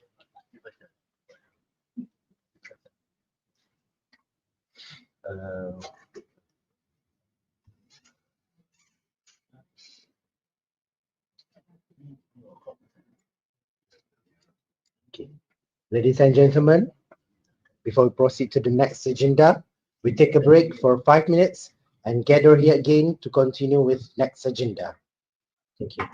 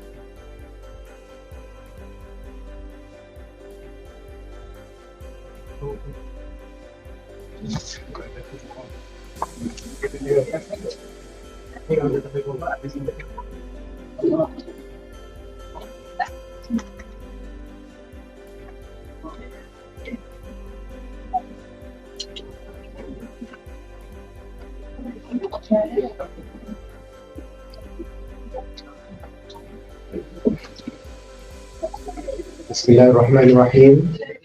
Assalamualaikum warahmatullahi ta'ala wabarakatuh. Welcome back. All right, ladies and gentlemen, our next segment is a parallel session presentation, both through online and in person, which will be handled by Dr. Muhammad Rashdan bin Yasok. And then, without further ado, please welcome Dr. Muhammad Rashdan to proceed with this session.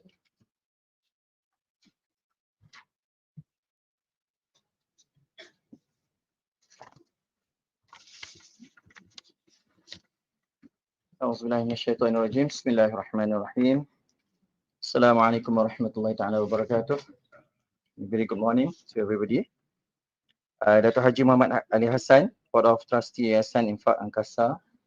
Dr. Siti Afika binti Zainuddin, Conference Co-Chairman, The Global Conference on Waqf, Technology and Business Economics. Yang amat dihormati Datuk Setia Associate Professor Dr. Haji Anhar bin Haji Opir, Board of Trustees Yayasan Infaq ANGKASA, Kam Sahibus Samahah Datuk Seri Utama Diraja Mufti Selangor, Tan Sri Dr. Ismail Haji Ibrahim, Board of Trustees Yayasan Infaq ANGKASA, Tuan Haji Ridwan bin Abdul Rahman, Ketua Pegawai Baitul Mal, Majlis Agama Islam dan Adat Istiadat Kelantan, Mike, Mr. Muhammad Safian bin Abdul Rahman, General Manager Yayasan Infaq ANGKASA, Board of Trustees Yayasan Infaq ANGKASA, representative from Majlis Agama Islam dan Adat Istiadat Melayu Kelantan, Mike, sponsors for Global Conference on Waqf, Technology and Business Economics, Committee of the Global Conference on Waqf, Technology and Business Economics, and ladies and gentlemen. So welcome everyone. Thank you for joining us at G-Cwtbe 2024. My name is Muhammad Rashdan Yasar, and I will chair these sessions and to assist you with your presentation. So before we start, I would like to share with you about this conference. So G-Cwtbe 2024 is mainly organized by ANGKASA-UMK Research Academic or AURA, Universiti Malaysia Kelantan, Angkatan Koperasi Kebangsaan Malaysia Berhad ANGKASA, and Yayasan Infaq ANGKASA. So we would like to welcome and show our gratitude to have support from you and your institutions from all over the world. The organizing committee hope this collaboration and support will continue further in the coming year. So inshallah, for these physical parallel stations, we are going to have a few presenters. So the first presenter is Dr. Muhammad Afifi bin Muhammad Alwi from UMK, and followed by the second presenter, Professor Madya Dr. G-Cwtbe binti Syekh Abdul Aziz. The third presenter will be Mr. Muhammad Safian Abdul Rahman with the topic of critical insight into Waqf research bibliometric review. Our next presenter will be Professor Dr. Abdul Razak Abdul Majid Alaro, and our last presenter will be Dr. Burhan bin Abdullah. So each presenter will be given around 15 minutes to present their research, the article, his article or her article, and followed by a Q&A session if any. So without further ado, I'd like to invite our first presenter, Dr.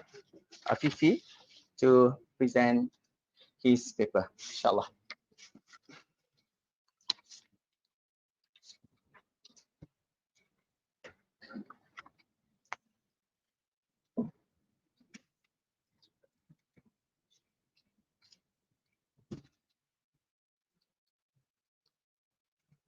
Assalamualaikum warahmatullahi taala wabarakatuh. Alhamdulillah Rabbil Alamin wassalatu wassalamu ala asyrafil anbiya'i wal mursalin wa ala alihi wa sahbihi ajma'in. Subhanaka la ilma lana illa ma 'allamtana innaka antal alimul hakim. Rabbi shrah li sadri wa yassir li amri wahlul 'uqdatam min lisani yafqahu qawli. Thank you, Dr. Rushdan. Good morning. Alhamdulillah. Dear distinguished guests, Board of Trustees, Yayasan Infaq, representative from Mike, and sponsors, committee, and fellow audience. I'm Muhammad Afifi bin Muhammad Alwi. I'm here to present my paper titled Am I Right in Personal Credit, in Managing Personal Credit, a review in debt management among young employees. So young employees nowadays find themselves at a critical junction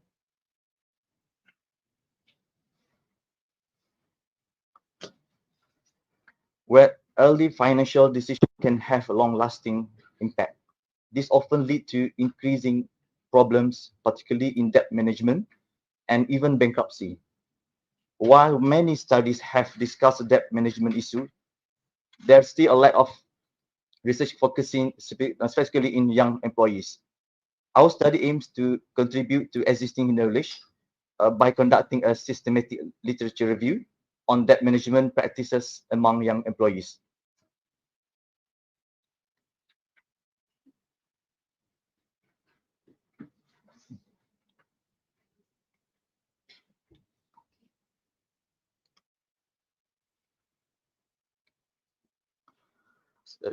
We employ a systematic literature review (SLR) method following by Prisma protocol. Our review process included identification of relevant studies, screening, eligibility assessment, and final inclusion.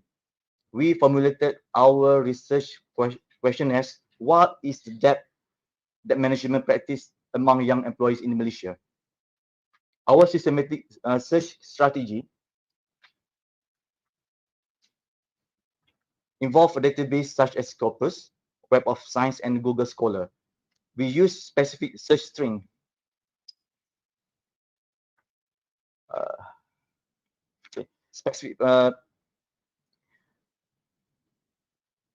and apply inclusion and exclusion criteria based on timeline, document, type, and language.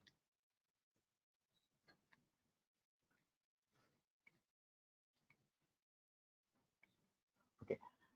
Our finding, our review yield 8 relevant studies after screening process. We identified 3 main themes from these studies. Number 1 is financial management skills.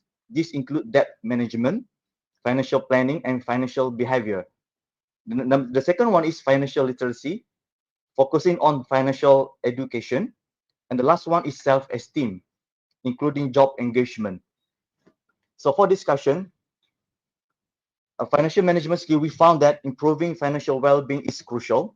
This involves the ability to control day-to-day finances and plan money and or budget effectively. Financial literacy, our review highlight that financial literacy is a critical determinant in improving a person's capacity to avoid financial problems and make sound decisions. Knowledge about financial and debt management is vital for consumers' financial sustainability. Self-esteem, this refers to an individual belief in their capacity to execute behavior necessary for specific performance attainments. Young adults with high financial self-efficacy are more confident in their ability to obtain information for financial decision-making and maintain good financial control. For conclusion, our study provides valuable insight into the specific area of debt management among young employees that should be the focus of future research. We found that developing strong financial literacy skill is key to overcoming debt management challenges.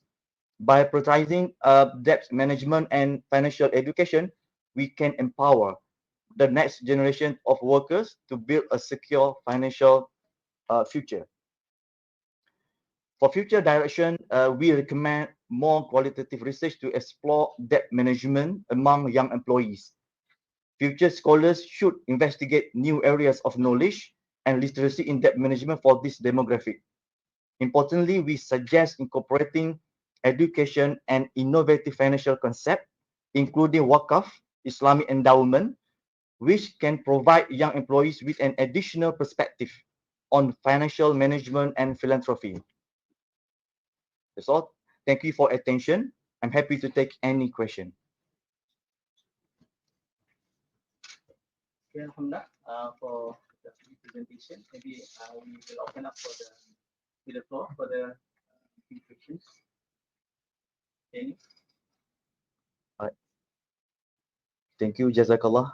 Assalamualaikum warahmatullahi wabarakatuh.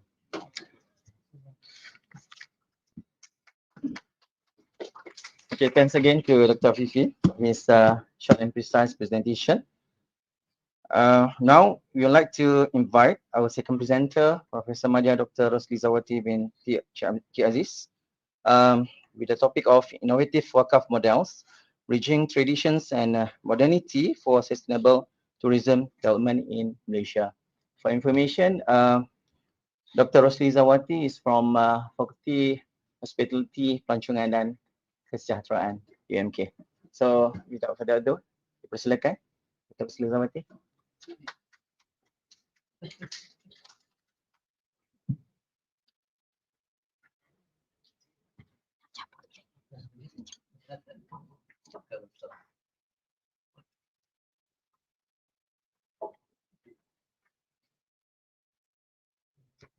Bismillahirrahmanirrahim. Assalamualaikum warahmatullahi wabarakatuh. Distinguished keynote speaker, distinguished guests, representatives from all authorities, wakaf, ladies and gentlemen. Thank you so much for joining our conference today. Okay, before we start, let me introduce myself. My name is Roslizawati Aziz. A bit different field from the wakaf itself, but I'm trying to interdisciplinary the topic for this conference.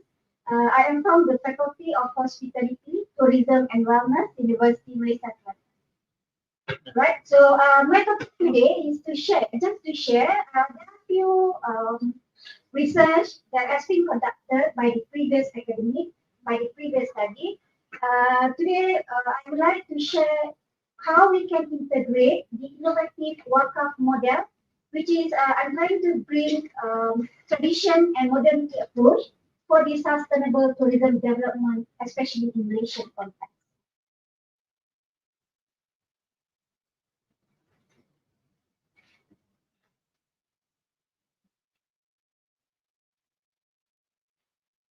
Okay, in a few minutes of my presentation, please allow me to share. There are two main topics today, which is number one is the current trends of the wakaf in tourism and hospitality industry, and number two is the future directions of the wakaf activity, especially in tourism and hospitality industry. Ladies and gentlemen, I would like to share again that this presentation is more on how to integrate just based on the previous study, as well as maybe there are few things that we can combine or we can integrate between wakaf and tourism itself. All right, now let me see what are the current trends of the wakaf in tourism and hospitality industry. There are three main current trends that I will share with you today.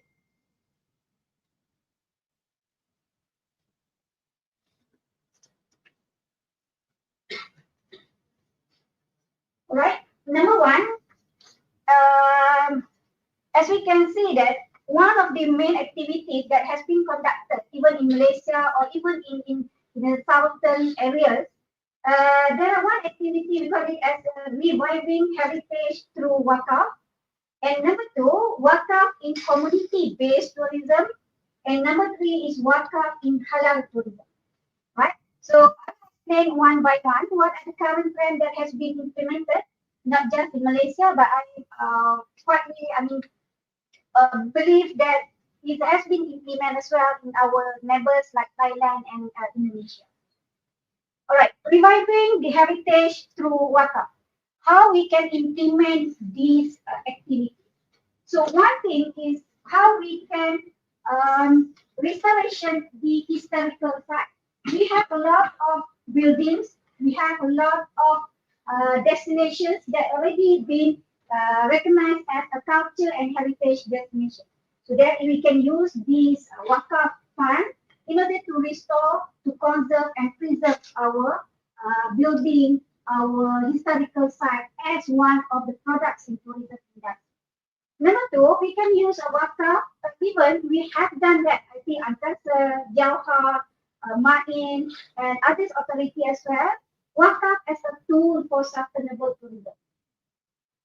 What is sustainable tourism basically? In a simple way, sustainable tourism can be defined as a three main elements, which is it consists of economic, political, and environmental.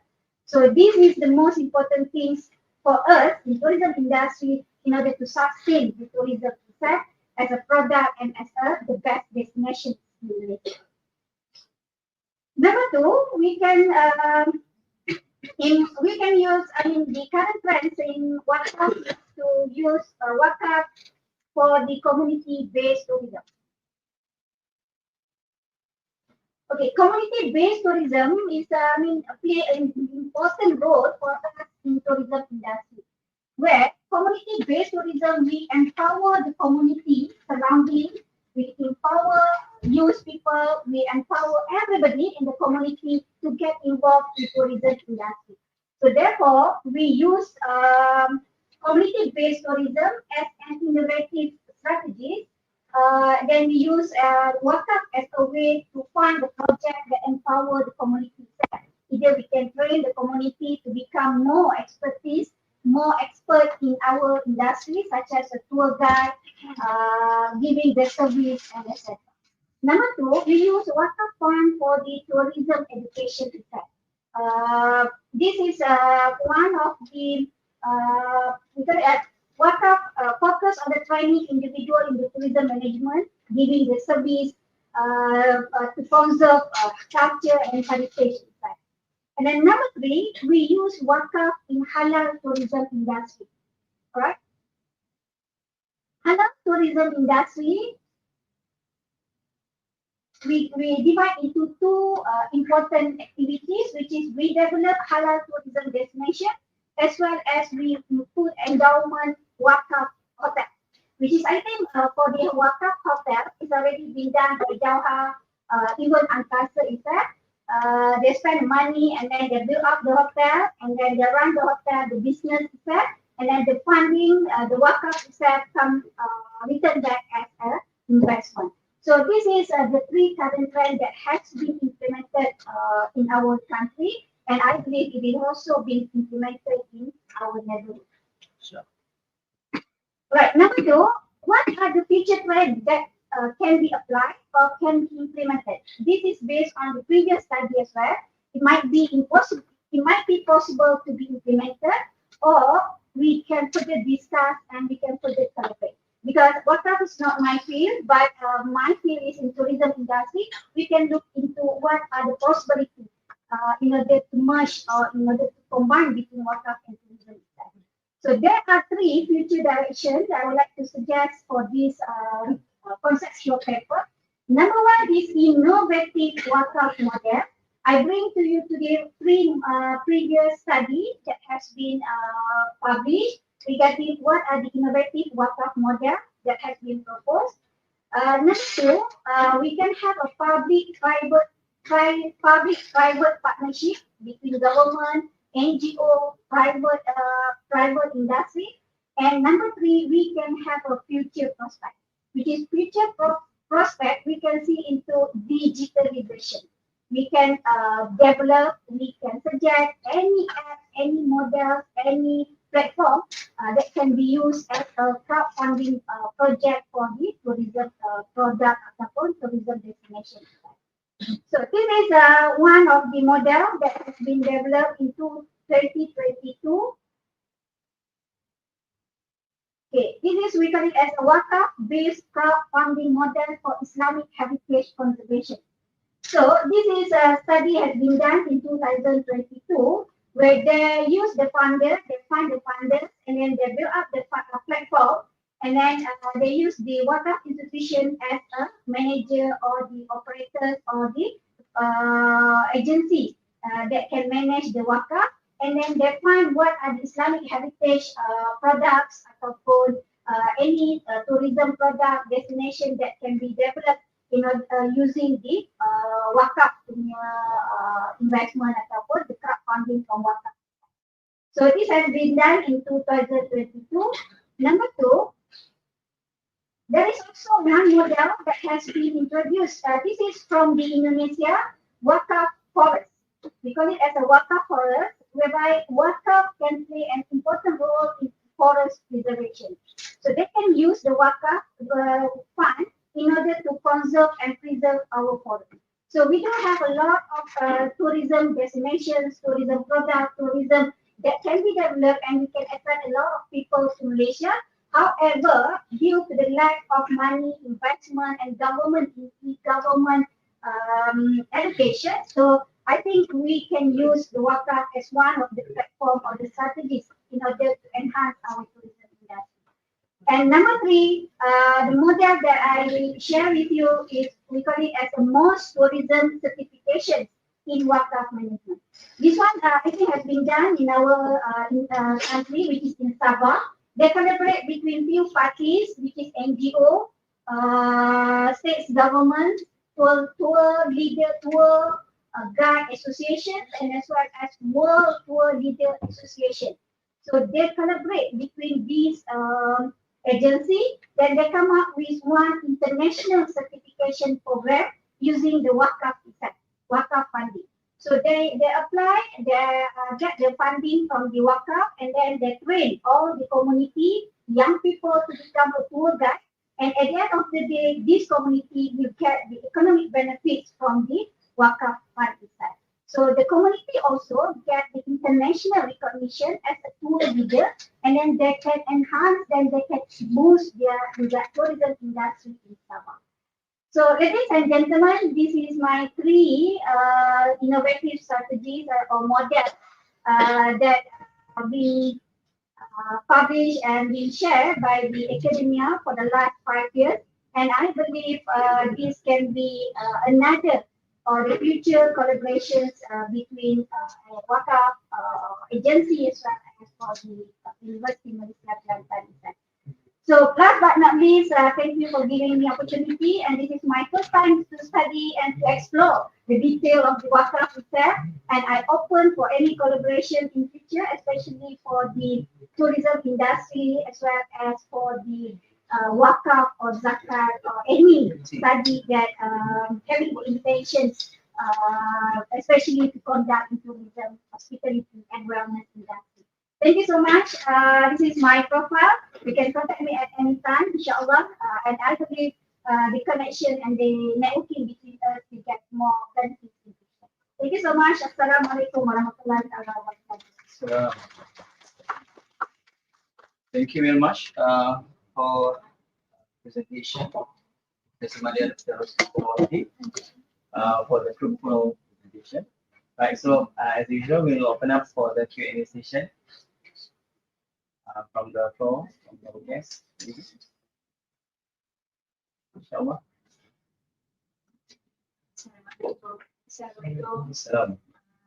Good morning to all of you, and of course, okay, my question is very much simpler, but I need to know how do you think wakaf can go in the tourism sector? Because even in your slide, you are giving us 3 types of wakaf model. So which one do you think is the best to suit with our wakaf in tourism sector, especially when we talk about IPT school? Thank you so much. Right, thank you so much for the questions. This is my personal opinions based on the conceptual or the fundamental study about wakaf in tourism industry. Number one, we have a limited gaps in wakaf study, especially in tourism and hospitality industry.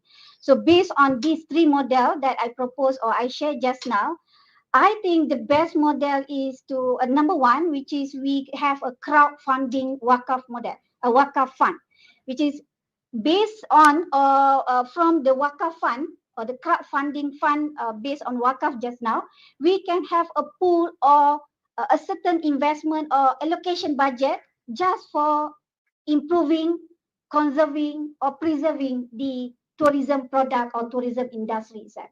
Because just I'm not sure whether currently we do have that fund that allocate for tourism itself or not. But we believe that we have the funding for welfare, well-being, community itself. But I'm not sure whether we have the specific funding for tourism industry itself. Because based on my study, I found that there is one article saying that we have a lack of government funding, especially for the tourism industry. And we cannot sustain this tourism industry if we don't have any allocation budget for the next 20, 30 years future. So therefore, the funding that we allocate from the wakaf, the zakat, for example, the wakaf, the endowment, can help the government, can help the institution, can help the agency in order to sustain our tourism industry. Thank you so much.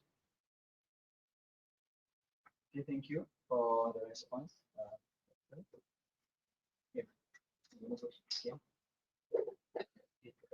Please, Dr. Afika. Thank you. Thank you for the fruitful presentation that you used. I just have one question and would like to know your opinions on wakaf, especially wakaf properties. How can wakaf properties can be effectively helped to build sustainable tourism industry, especially in terms of preserving the cultural and heritage property we have in Malaysia? Thank you. I found one article, one study that has been implemented about the masjid in Melaka, Masjid Kuala but in Melaka there is one building or heritage site that use the wakaf fund to manage and to conserve the building itself. So based on the questions that Afika just now is about the heritage building, the asset, right? Okay, so we do have a lot of project basically, even under ANGKASA, under Jauhar, that allocate the wakaf funding for the building itself. One is the new building, such as the hotel, and number two, they conserve the historical building. Okay, Majestic Hotel in Kuala Lumpur is one of the building that has been conserved using the wakaf fund. That's from my reading, articles reading. I'm not sure whether is it correct or not. Please correct me if I'm wrong. So I think this is all the case study that can be used as the best practice, where using the wakaf fund, we can sustain not just the building itself, but we can attract the numbers of tourists to come to Malaysia. Because of Malaysia has been recognized as the best destination, Islamic destination in the world. So I think we need to have a branding, and we need to conserve, and we need to make sure that a lot of building, historical building, should be conserved in order to attract numbers of tourists to Malaysia, especially to Kelantan. And I hope that we can collaborate further in order to see, to look into what are the opportunities that we can collaborate in order to sustain the building, the conservation and preservation itself. Is it? I'm. Thank you, Dr. Afika. Okay, any more questions? Yes.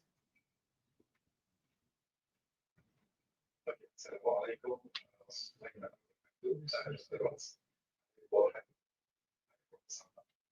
In the presentation, you mentioned about some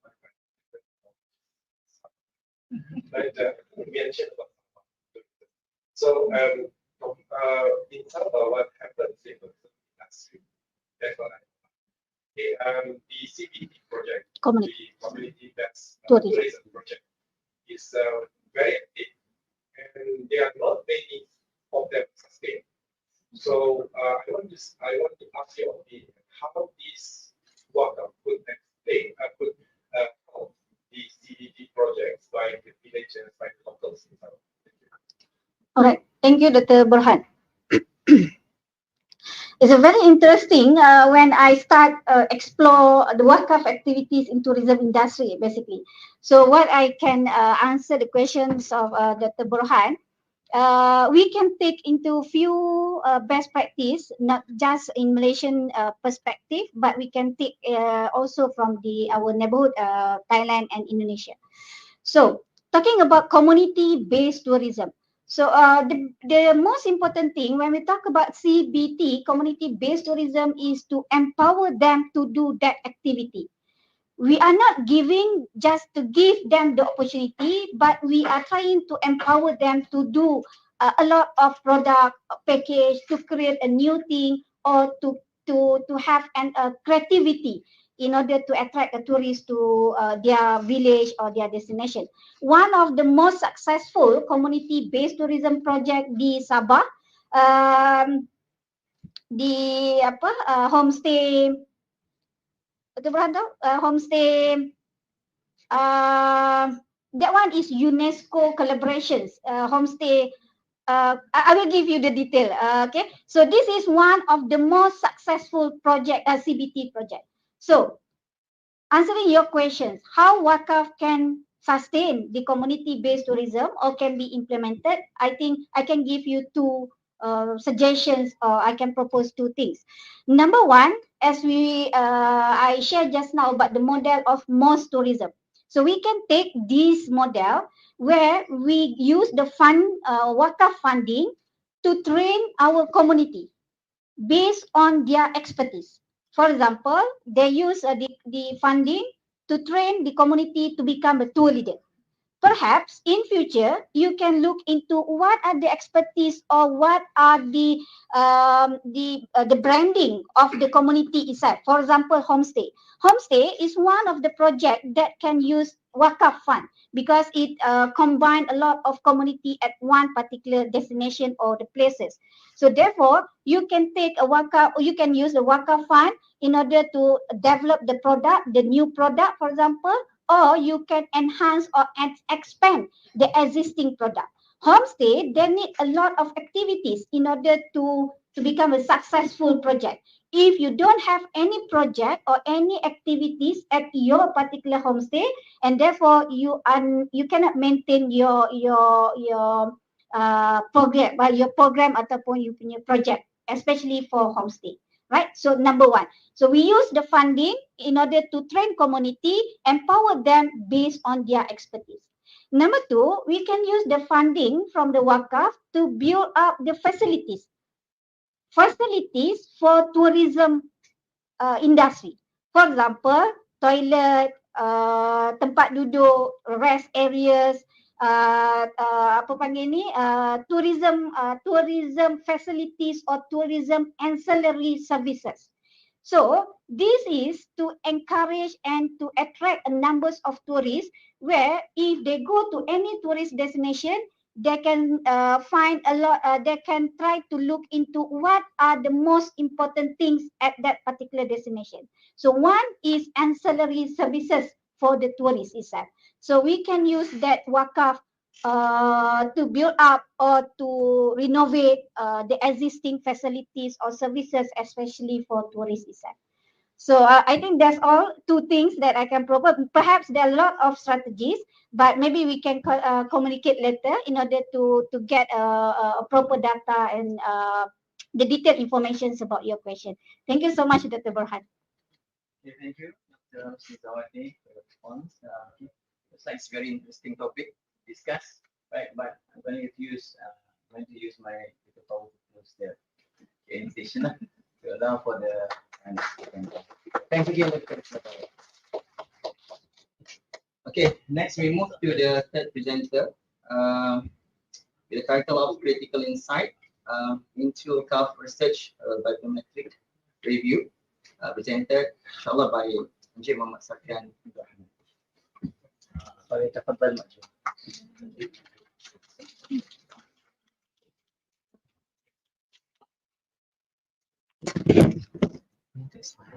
Tidak akan di 3 second.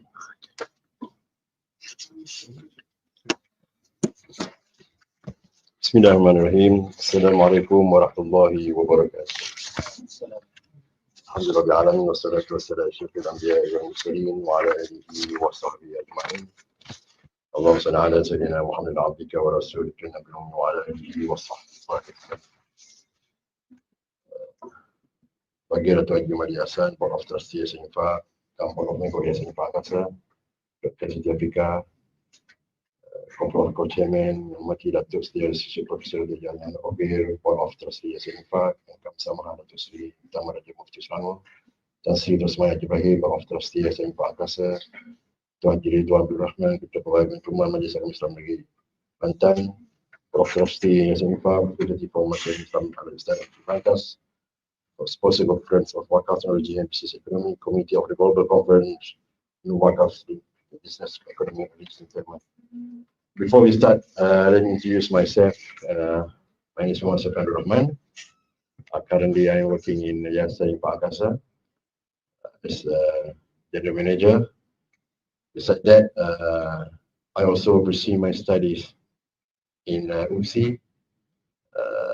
As a PhD student, now at second year, third semester. Okay, today's our presentation is under the title Topic Critical Insight into Wakaf Research Bibliometric Review. Presentation is online. First introduction, beside that, research review and methodology, result and discussion and conclusion. I will explain briefly on the discussion on Waqf.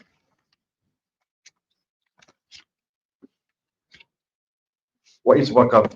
Waqf is a perpetual Islamic endowment where asset and dedicated for charitable or religious purposes. And also historically funded schools, hospitals, mosques, and community welfare projects.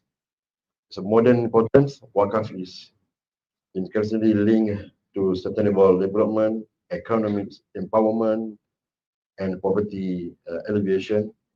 It's also its adaptability, including innovations like cash Waqf and corporate Waqf, offer the new opportunity for social and economic change.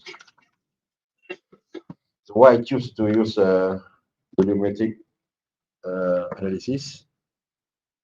The research behind this approach is below. The sustainable research on Waqf has grown substantially with a significant contribution from various disciplines, including Islamic finance, law, and economics. Bibliometric analysis helps systematically map the field, identifying further others, dominant themes, and gaps of the literature. Key purpose: to provide a global view of Waqf research trend, including feature studies and policy discussion. And the next slide, as we all know, there are many methods that we can use to search on. We can use to search on the journal, and for this specific topics, methodology that I use together all the journals, including few steps as follows. The first one is total publication. We found out we have get 766 articles. It's a total application in Scopus. Another one, total use, bibliometric and both viewer for validation networks, co-authoring, keyword, economic country collaborations. And the third one, a data accession, just of this countries, affiliations, keywords, and association we analyze. Visualization, trend or publication for authorship networks, keyword analysis, country network visualization. The next one, the graph show applicate trend or numbers of application in the year since of 1914 to 2010. We can show here there's a steady increasing trend, and from 2011 up to now, it's a trend of application trend. It's application have it's soaring up until now. It's very so many papers application trend. Okay, the next one, bibliographic coupling analysis based on country. So up three countries contribute for wakaf application. You can see the number one is Malaysia, Indonesia, and Turkey. It's a voice viewer. It's a tools of research. The next one, application by document type. You can see this article. We can see that mass application from ethical types, which is 71.28%, and the least is 0.13%. It's article, books, chapter, conference paper, review, books, notes, and editorial. And this one application by source type. The source type is a journal. We cover from books, conference proceeding, book series, and third journal. Let's say we can find 766 articles from there. Also, we say about application by language. In the corpus, we have also article, various language. This one is English, 692, and the one is Arabic, 19, Indonesian, Turkish, Malay, French, Croatian, Italian, German, Bosnian, Irish, and Persian. That's why we have all 766.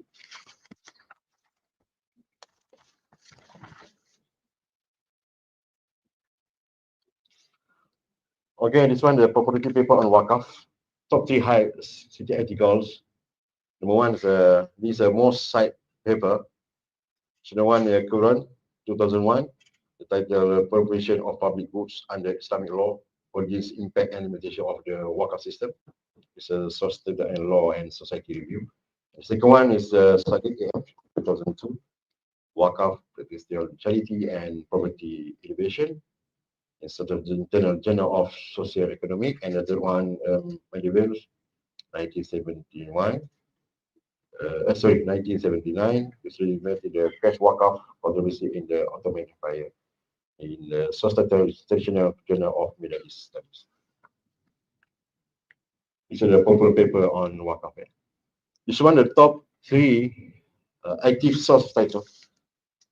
Source title is the one, a Journal of Islamic Accounting and Business Record. Business Research, and International Journal of Islamic Finance and Global Journal of Sakofah. PPs, I mean number of publication, total number of publication. So General Islamic Accounting and Business Research, 59 paper. And International Journal Islamic Finance, total number of publication, 27, and Global Journal Sakofah, total number of publication, 19. So it's a total publication. So we a number of site publication, and CC that means a total session, CP, average sufficient and per publication. Okay, the next one, the next slide is auto citation analysis. You can see it's the auto citation analysis, and then the other one, core occurrence based on area of studies of keywords. Keywords terms of this one, we can see the wakaf, crowdfunding, Islamic social finance, blockchains, and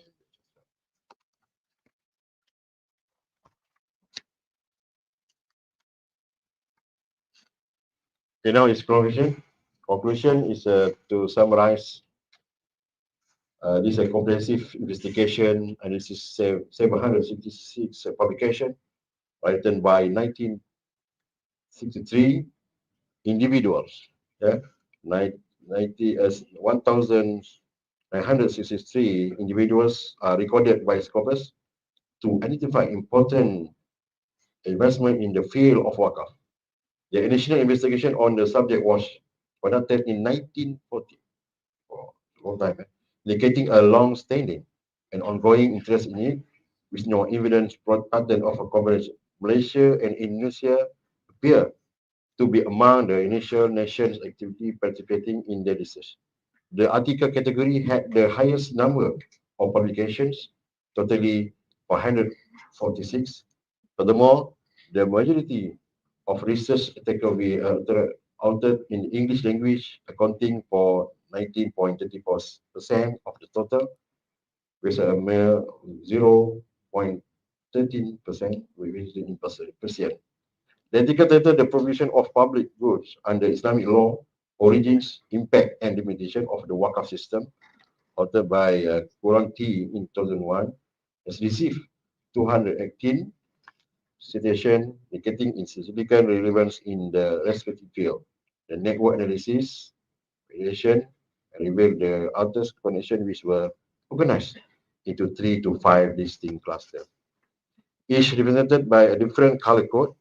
The keyword most frequently associated and wakaf include Islamic finance, sustainable development, social impact, and governance. This keyword represents the fundamental concept in the emerging area of research. This research provides a valuable insight into the expanding domain of wakaf and its importance in the realm of sustainable development and social influence.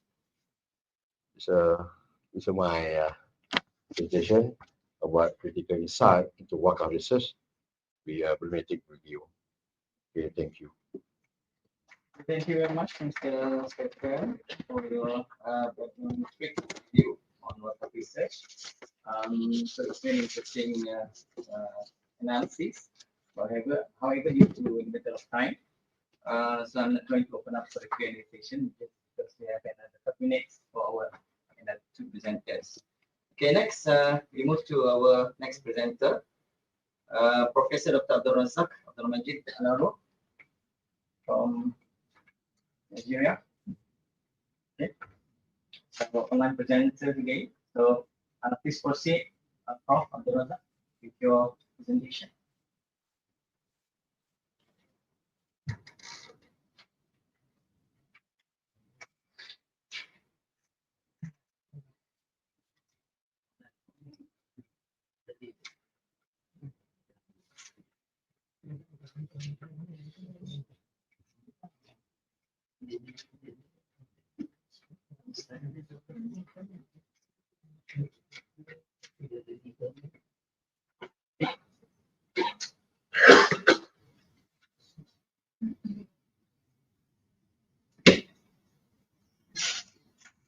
Abdul Razak,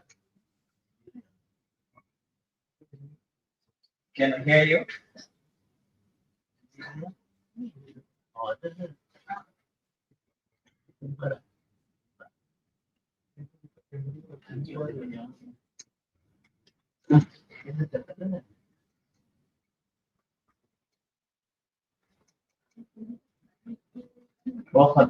Abdul Razak, can you hear me?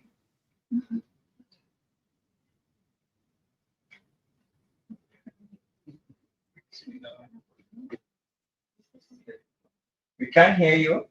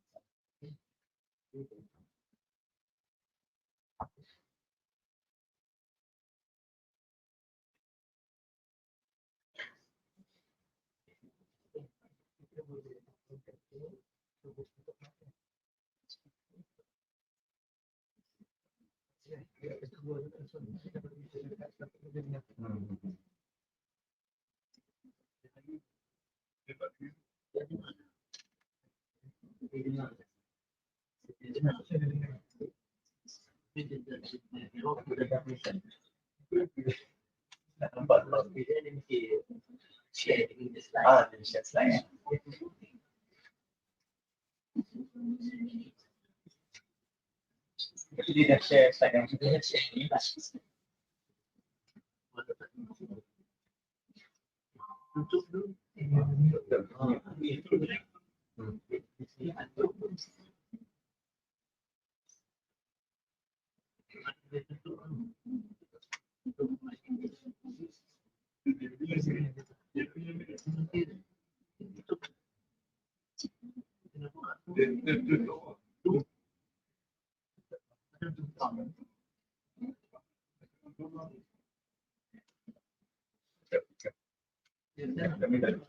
Ada respon.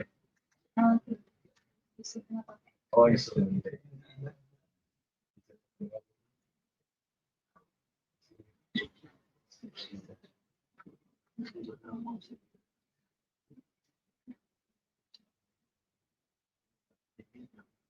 G-Cwtbe.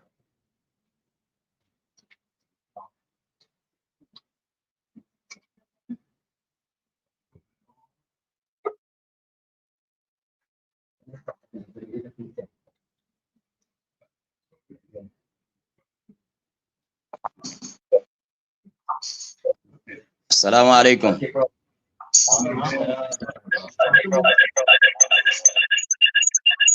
Can you hear me now?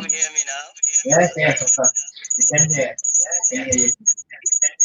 Okay. So I'm sorry for that. Maybe the issue was from my laptop, so I'm using my phone now. Yeah. So, Prof, please proceed with your presentation. Okay. So we can start now. Alhamdulillah. Wa sallallahu ala nabiyyina Muhammad wa ala alihi wa sahbihi ajma'in. Once again, I say unto you all, Assalamu alaikum wa rahmatullah.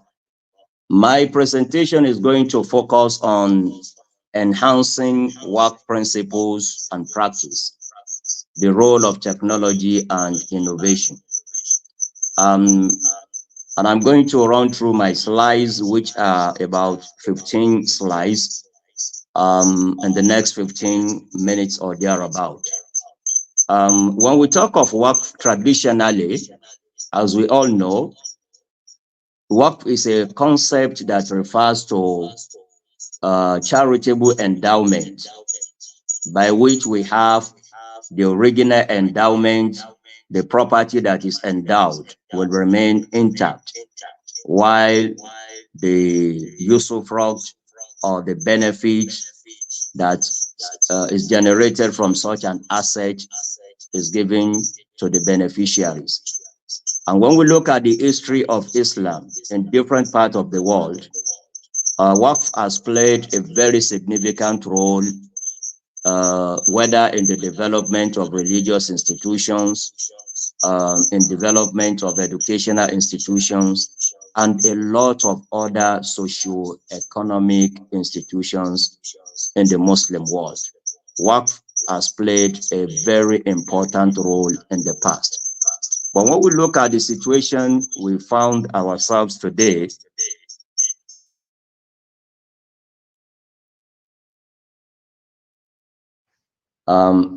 someone is calling.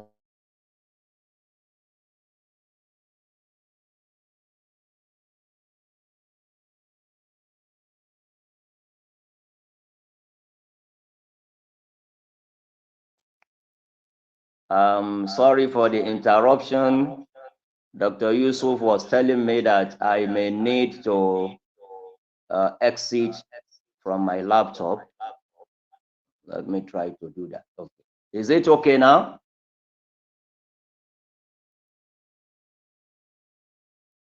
Assalamu alaikum.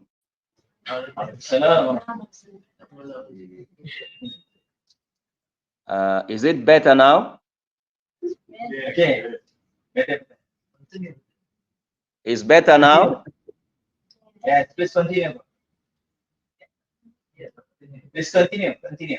Okay, okay, thank you. So as I was saying, so many roles that Waqf as an institution has played in the history of Islam and Muslims in many parts of the world. But the reality today is that Waqf is facing a lot of challenges. These challenges are actually impeding the progress that we ought to have made in the institution of Waqf, in a very important institutions like Waqf. So some of these challenges that we are facing today in Waqf administration, lack of transparency and accountability.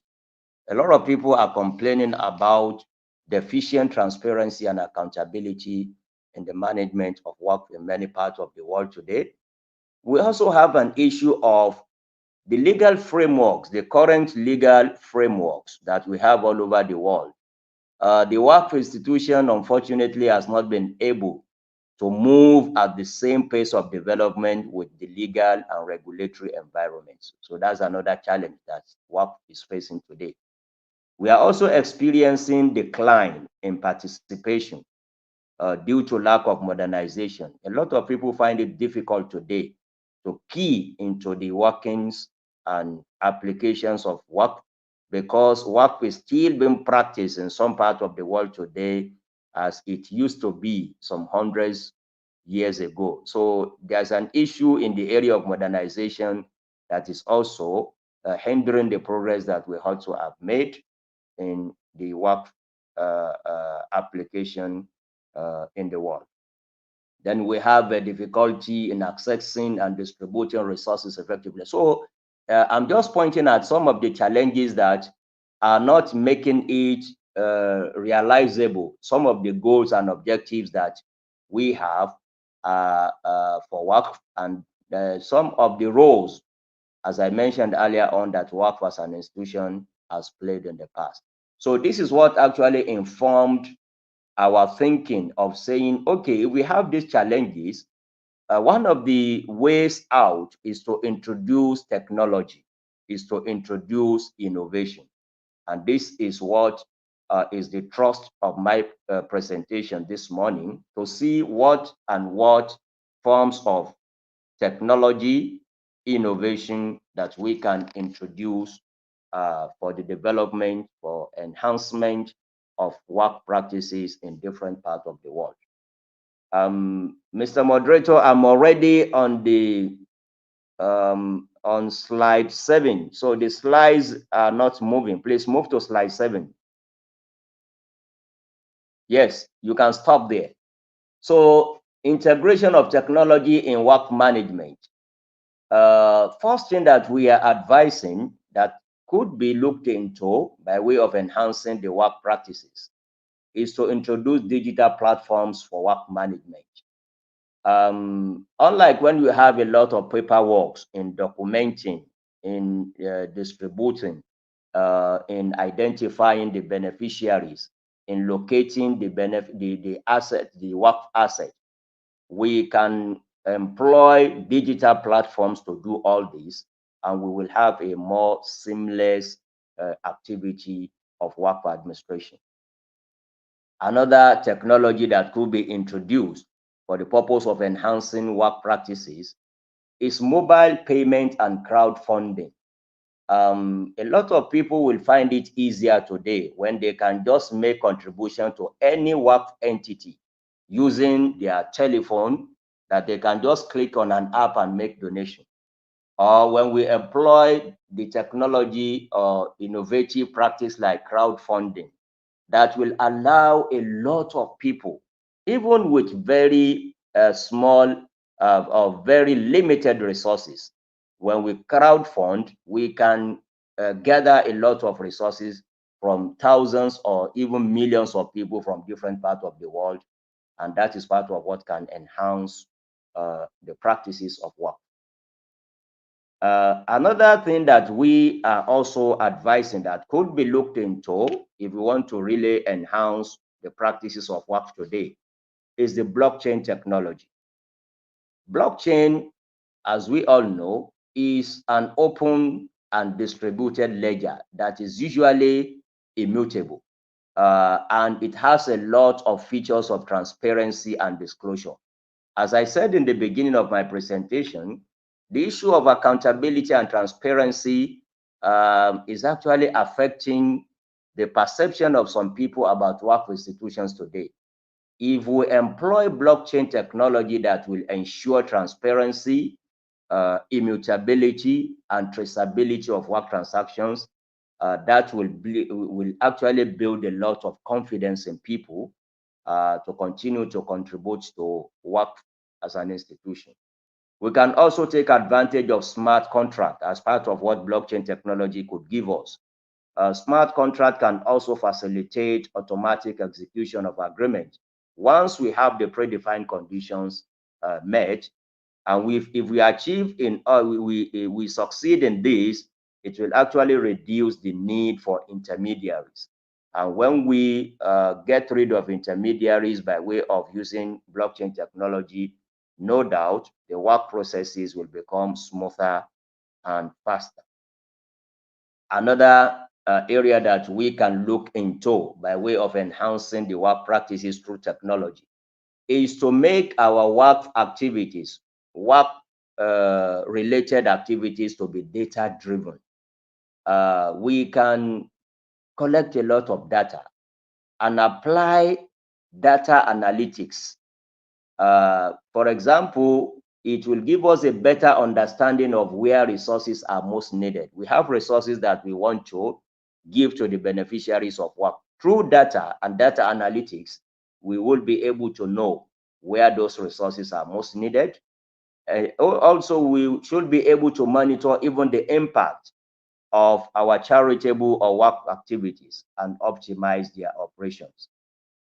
In the same vein, we can take advantage of predictive analytics.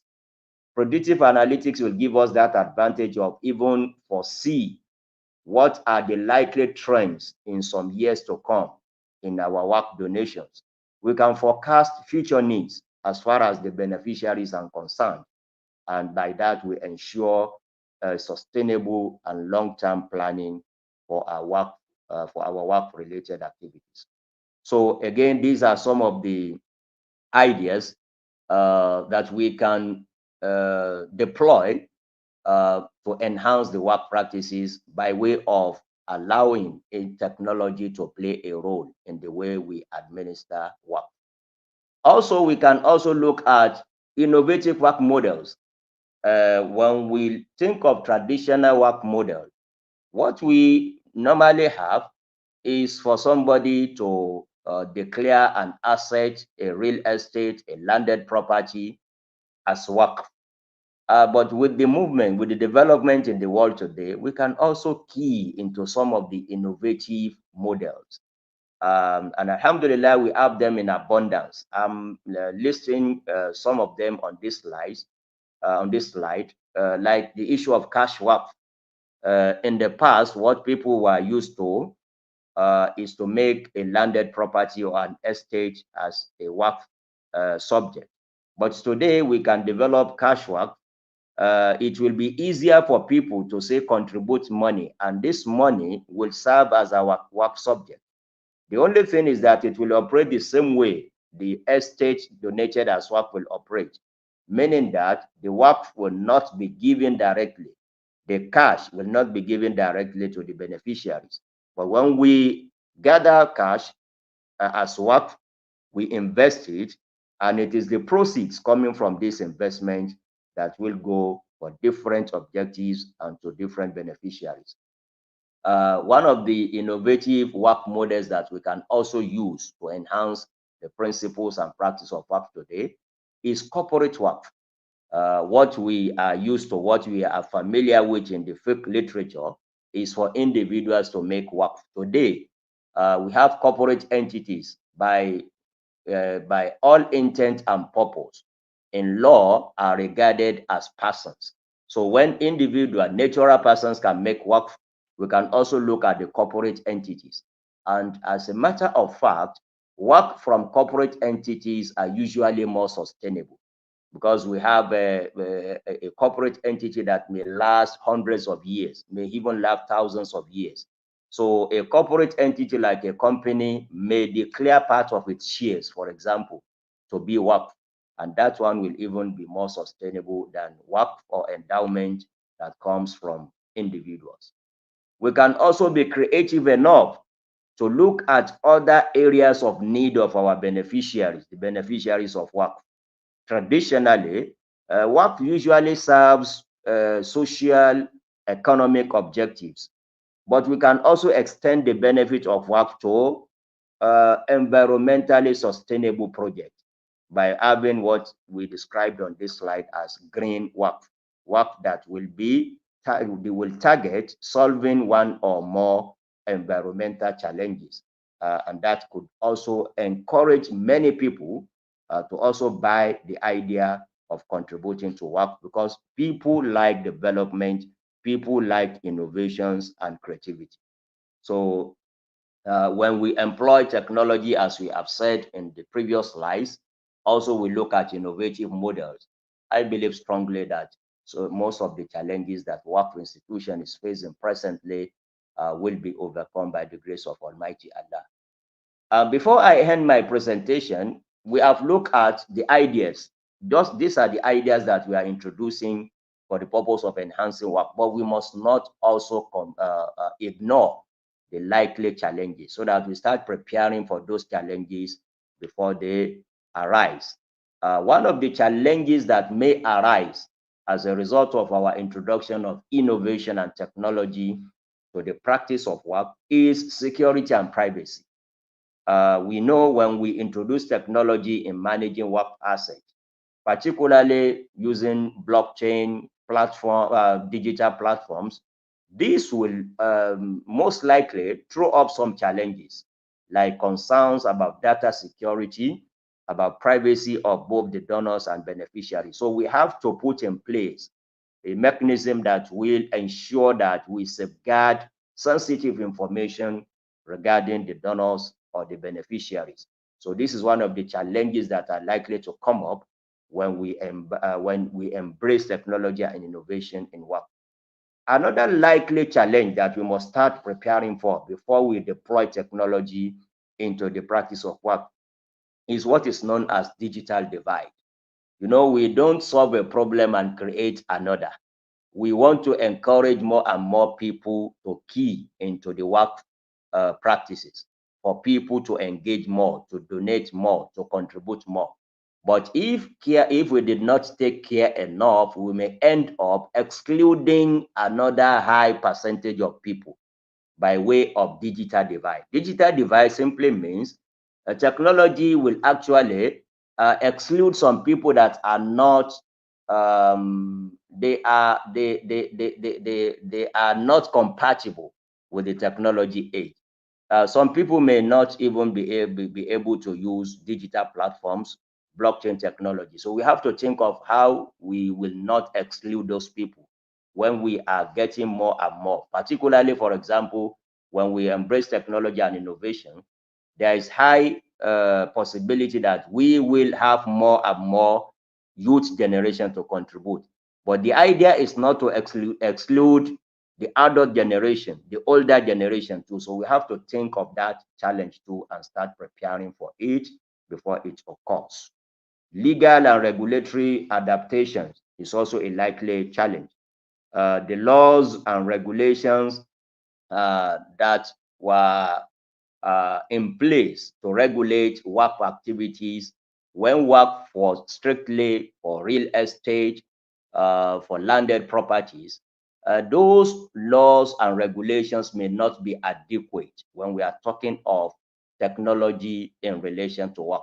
So we need also to amend, we need also to develop our legal regulatory environment to be at the same pace with the innovation and technology that we are introducing. Also, even though some of the these legal adaptation may include tax incentives, like in zakat now, which is another component of Islamic social finance. there is incentive for payers of zakat.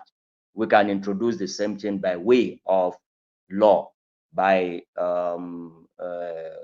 passing laws in different countries that will encourage people by saying, if you give work, if you have donation, there is a way of giving you a tax incentive, and that will go a long way in bringing more and more people to the work practices. Some of the challenges too that I have identified in the course of my previous research, we have to look at some of the laws regulating work in different parts of the world. I'm going to cite two examples, one from my country, Nigeria, and another from Kenya, another African country. We have in the laws, the work laws, some unnecessary restrictions that are not even supported by the Sharia authorities. In Sharia, there is a difference between zakat and waqf. Yes, zakat is a pillar of Islam. So it's only Muslims that are required to pay zakat. But that is not the same. It's not applicable to waqf. When we talk of waqf, a non-Muslim can even make donation for the benefit of Muslims or Muslims and non-Muslims. But what we have in some of the laws regulating waqf in different parts of the world today is the unnecessary restriction of waqf to Muslims alone. This is a section of the Constitution of Nigeria, my country, that says when you talk of waqf, this is the definition of waqf. Any question of Islamic personal law regarding a waqf, gift, will, or succession, where the endower or donor or testator is a Muslim. So this is problematic. We have to look into that and amend that law to widen the net of work by allowing even non-Muslims that want to benefit the Muslim communities or Muslim and non-Muslim communities by coming through the way of work. As I said, even this restriction is not supported by Sharia authorities. And what is even more, what we have in the Kenya Waqf law, Kenya Waqf law, like the Nigerian constitution, says Waqf is only for Muslims. But it even went a step further by restricting who a Muslim is. Look at it. A Muslim, according to that law, says Muslims means an Arab, a member of the 12 tribes, Balochi, Somali, Comoros Islander. It means if a Malaysian should come to Kenya now to make endowment, by law, he will be prevented from so doing. So this is an unnecessary restriction that may further hinder people's contribution to work in the present world. I also remember we have a law here in Nigeria to one of the states, one of the very few states that are very active in the area of work and zakat and other Islamic social finance practices.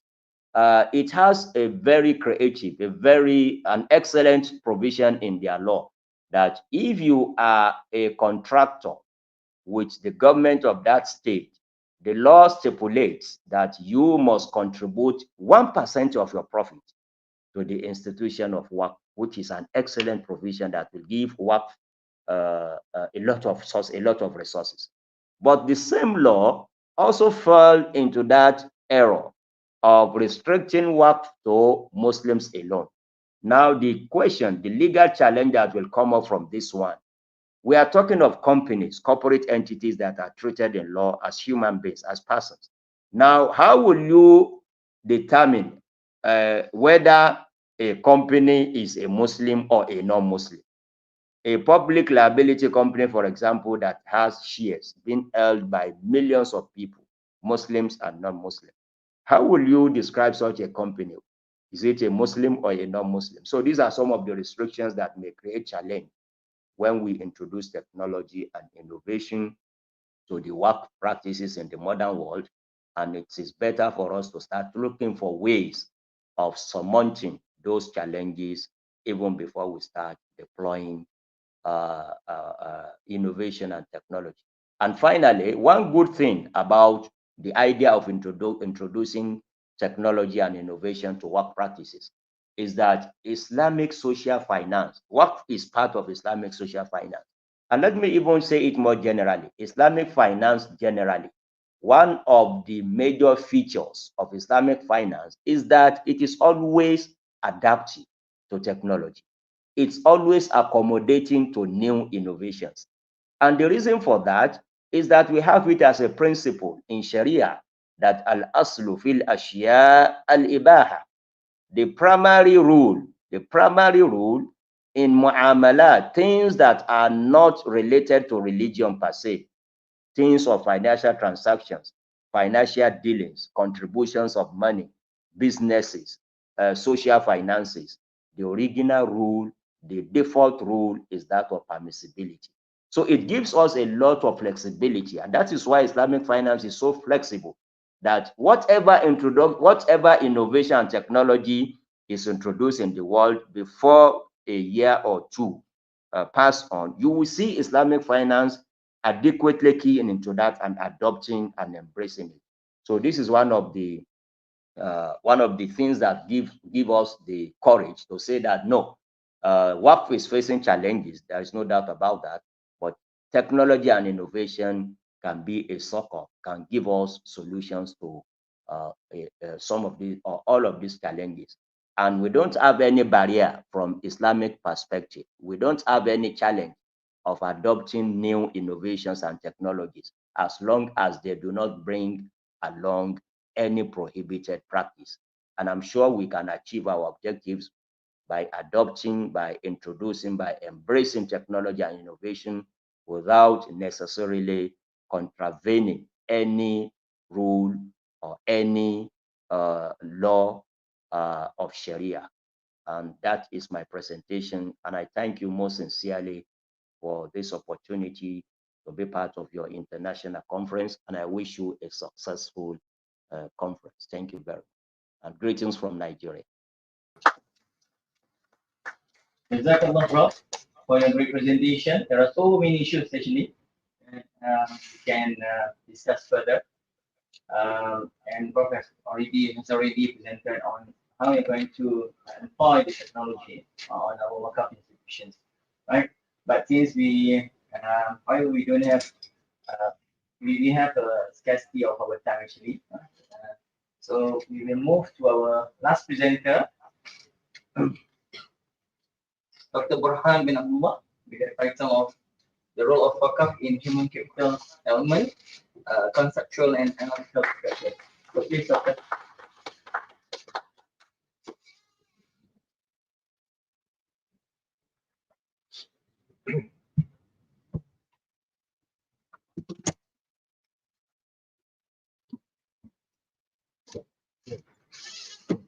Okay. Assalamualaikum warahmatullahi wabarakatuh. Thank you, Chairperson. Dr. Afika remind me time is money. Okay, so I will finish this presentation within 10 minutes. Okay. Technical team, could you please share slides? Okay, so maybe I would like to introduce myself. I'm Burhan Saleh Abdullah from Universiti Malaysia Sabah. I'm teaching labor economics. So under labor economics, there are also few topics. One of them is human capital development. And I'm also, my admin post is the Director for Investment, Endowment, and Wakaf. So when I see this, like my field, labor economics, and also I responsible on wakaf in the university, so that's why I come up with this topic. Yeah, and four of us, including Dr. Afika. So global conference on wakaf. So I will present this topic: the role of wakaf in human capital development, a conceptual and analytical perspective. So this is just a concept. That's the concept of human capital. How is wakaf would actually help the human capital development? So maybe next slide. So in human capital development, there are many items, I would say. So one of them is example like education, skills, health, and even our mental health, and also motivation. So motivation is also the human capital. So maybe our motivation today coming to this wakaf conference, we are very our motivation is very high. We want to increase our wakaf and so on. But maybe tomorrow or the day after, our motivation is reduced. Next slide. So that's human capital.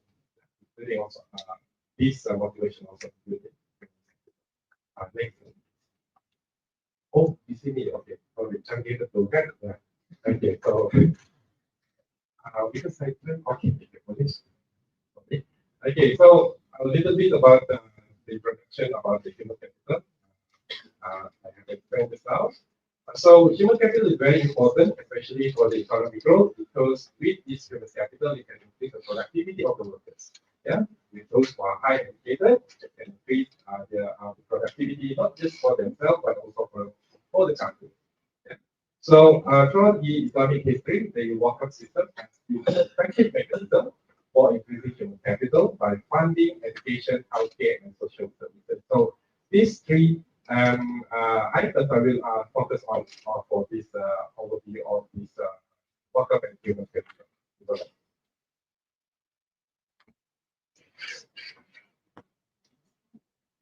Okay.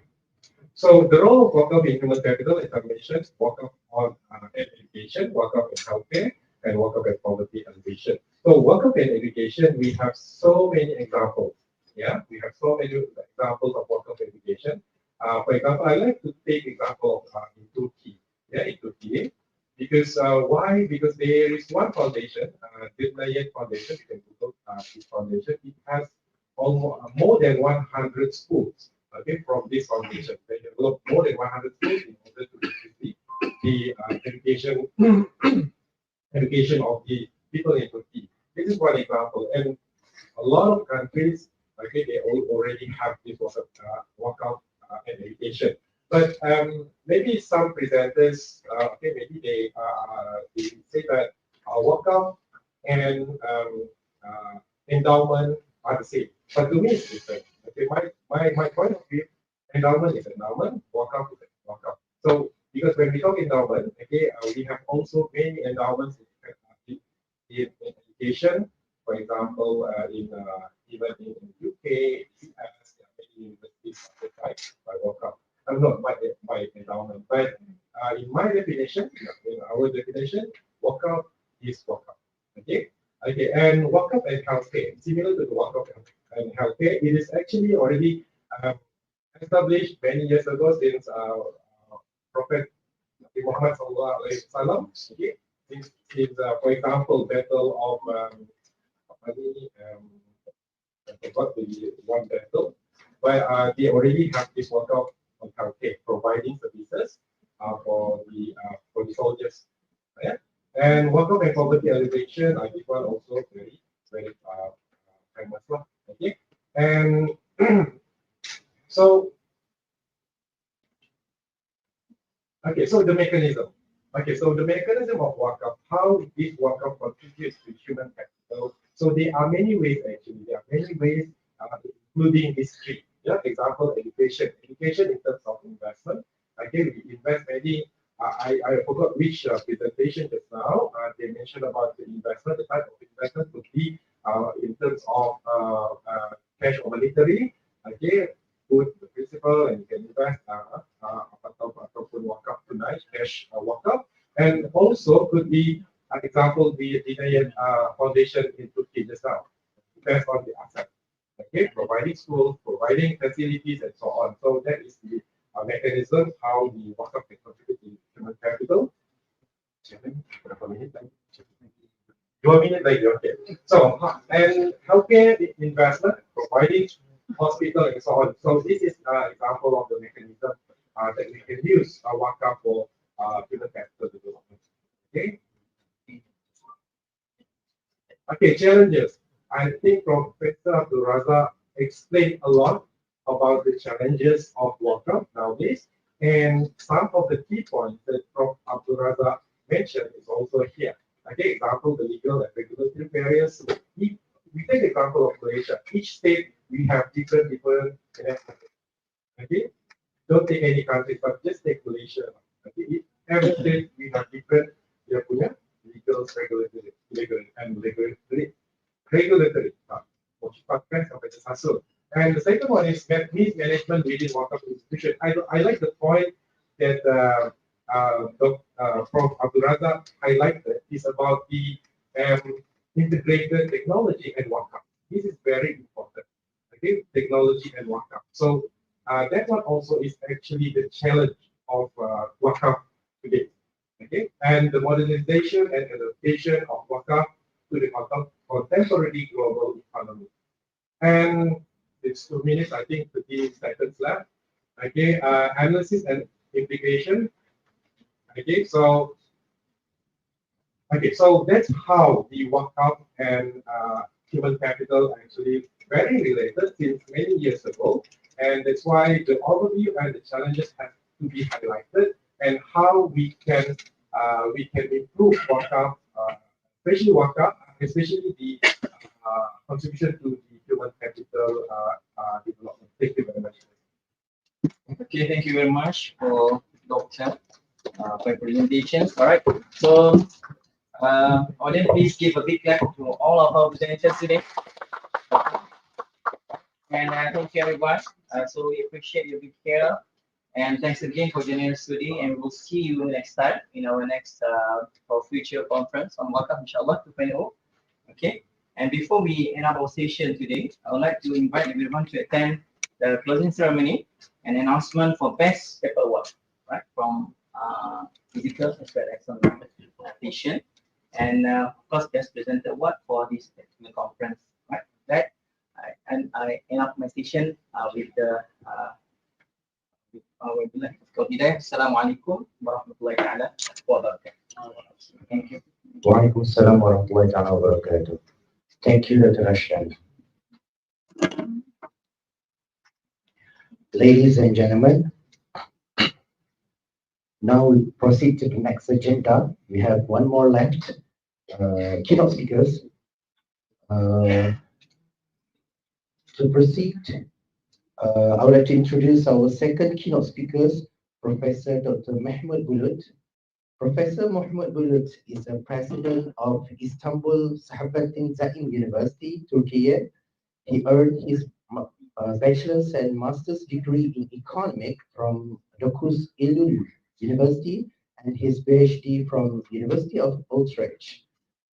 He served as a professor of economics and chair of the department at Antarabangsa University, dean of the Faculty of Political Sciences at Ankara Yildirim Beyazıt University, and president of Istanbul Zaim University.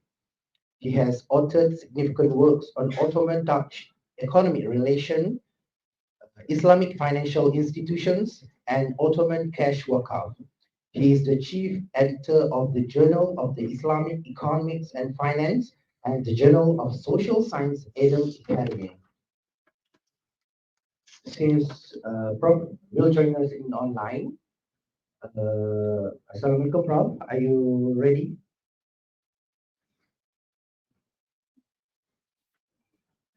Are you hearing me? Yeah. Are you hearing me? Yes, we can hear you, Prof. But you cannot see me, right? Yeah, can you please open your upper camera so that we can see you from here? I do not know why it doesn't work, but let me.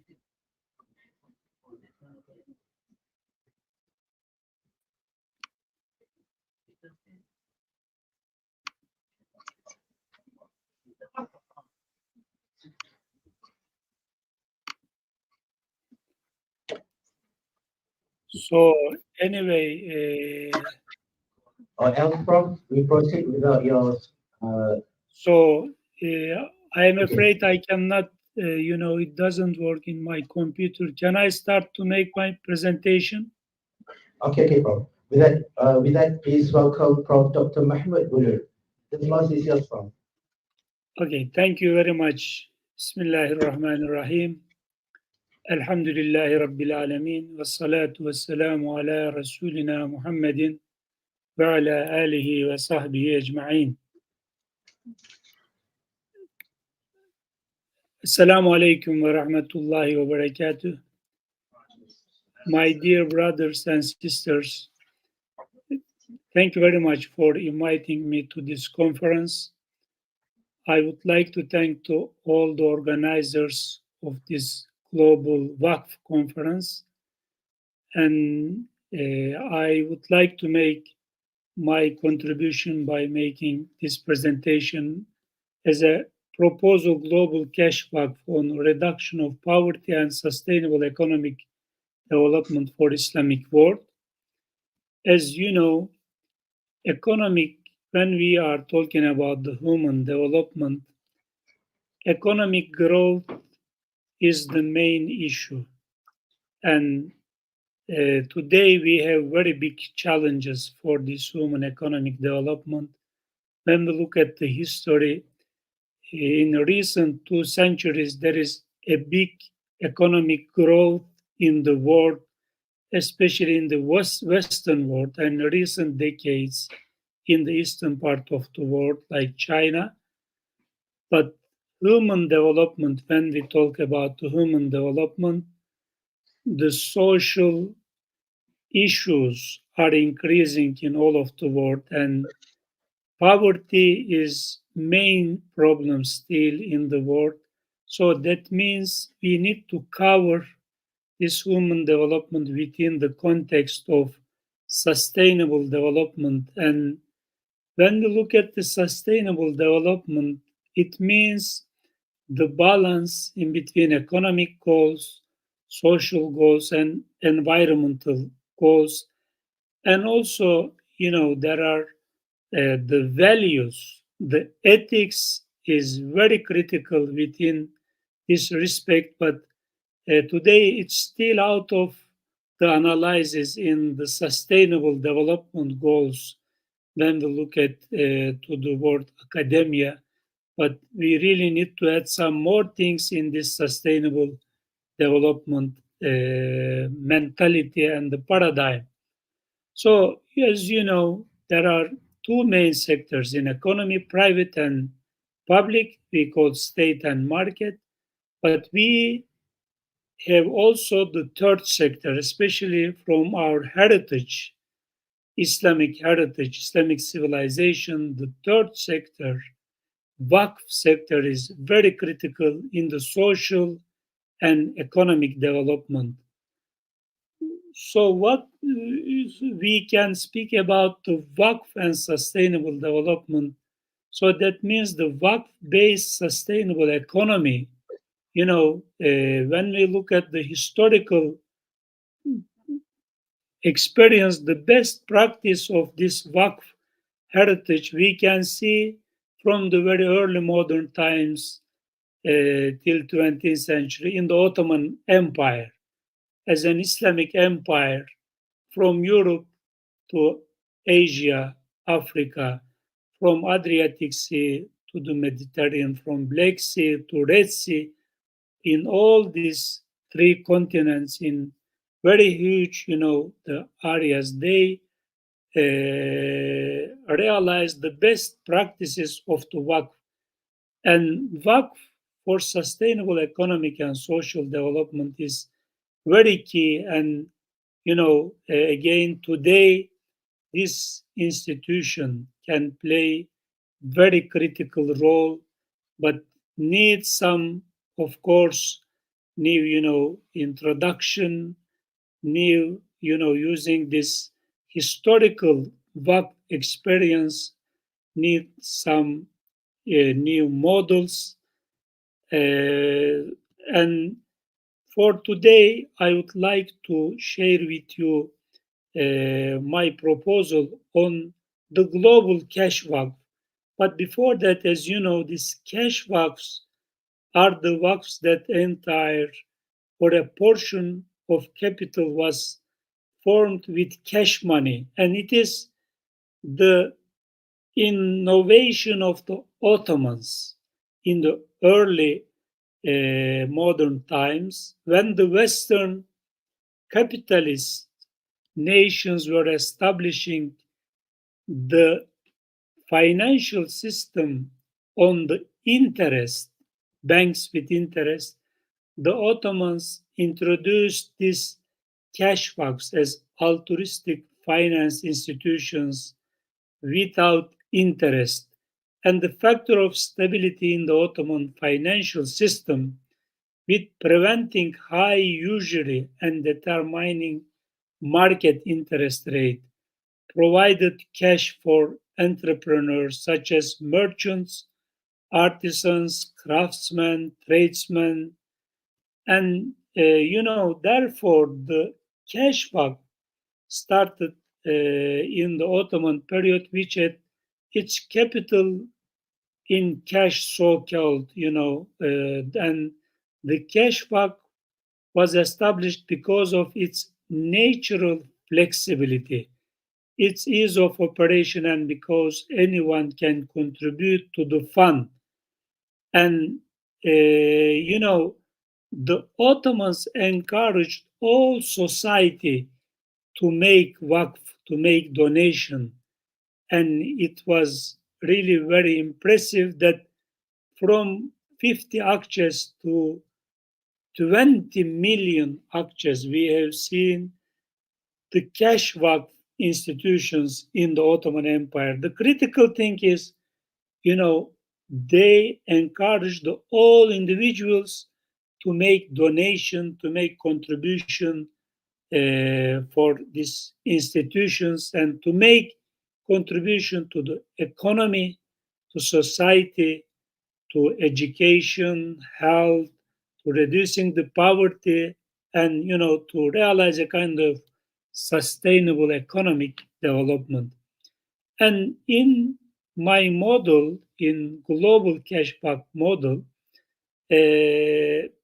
it tries to adapt the content analyzed to construct the global cash waqf model, of course, to realize some aims in sustainable development goals, and mainly to focus on the alleviation of the poverty in Muslim countries.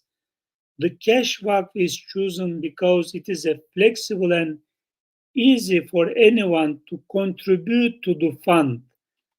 So it might be submitted to waqf institutions and other related stockholders to serve as policy directions. The model that this study intends to develop will help many Muslim countries to set up a cash waqf institution in their countries, which is crucial to enable them to effectively manage their resources and be independent of external assistance and related manipulations.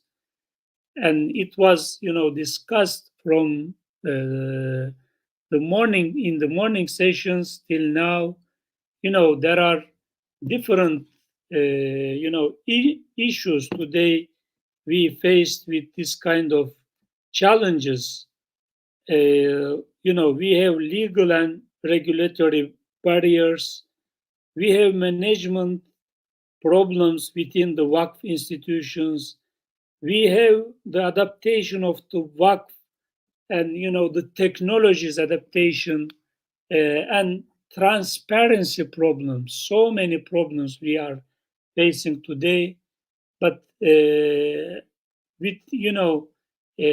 and all different countries have different problems. African countries have different problems. Asian, I am talking about the legal regulations about the waqf. So what we are suggesting a kind of a collected fund for investment. And this global cash waqf has received the donations from different bodies. It becomes automatically responsible for investing the money in fruitful projects to make it productive. And the cash waqf fund has the potential to handle various projects for poverty alleviation if it is managed and invested properly. Therefore, this global cash waqf as mutawallis, trustees of the fund, is obliged to keep the collected cash from the waqfs, the donors, growing through successful investment programs. Of course, as you can imagine, this rank of investment choice is proposed to diversify the fund. And if we assume that there is no risk-free business, diversification in these different sectors will help protect part of the fund invested. So the funds, this study emphasizes how adaptable and simple cash waqf is, making it a suitable instrument for anybody to donate to the fund by utilizing technology and innovative financing methods such as crowding and mobile banking.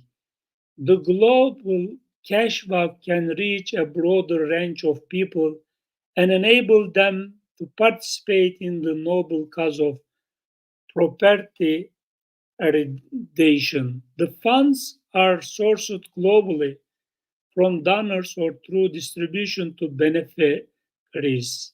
The global cash waqf will invest donations it receives from various sources in the sectors listed in our project, and the money made from these investments projects will aid in realizing the sustainable development goals. Although the donors should distribute the first proceeds following their wishes, because they name the global cash waqf as a trustee, the institution can divide the money into different parts. Here we have contributors and we have descriptive information for each part. Cash donations from individuals as contributor. When we look at the distribution, apart from the mandatory religious donation called zakat, Muslims are strongly encouraged to make generous contributions. This zakat can be just distributed to 8 different classes, but the waqfs is more extensive, and we can make investment with waqfs. Contributions at the governmental level, as poverty is prevalent in Muslim nations, it is imperative for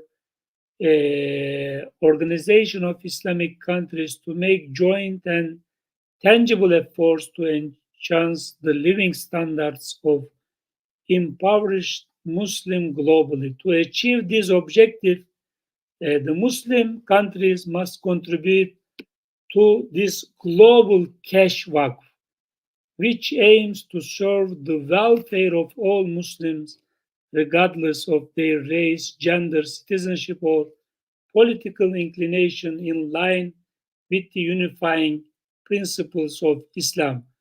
And of course, so I am looking to the slides, and today I am talking about the contributions of individuals, institutions, and the countries, the Muslim countries.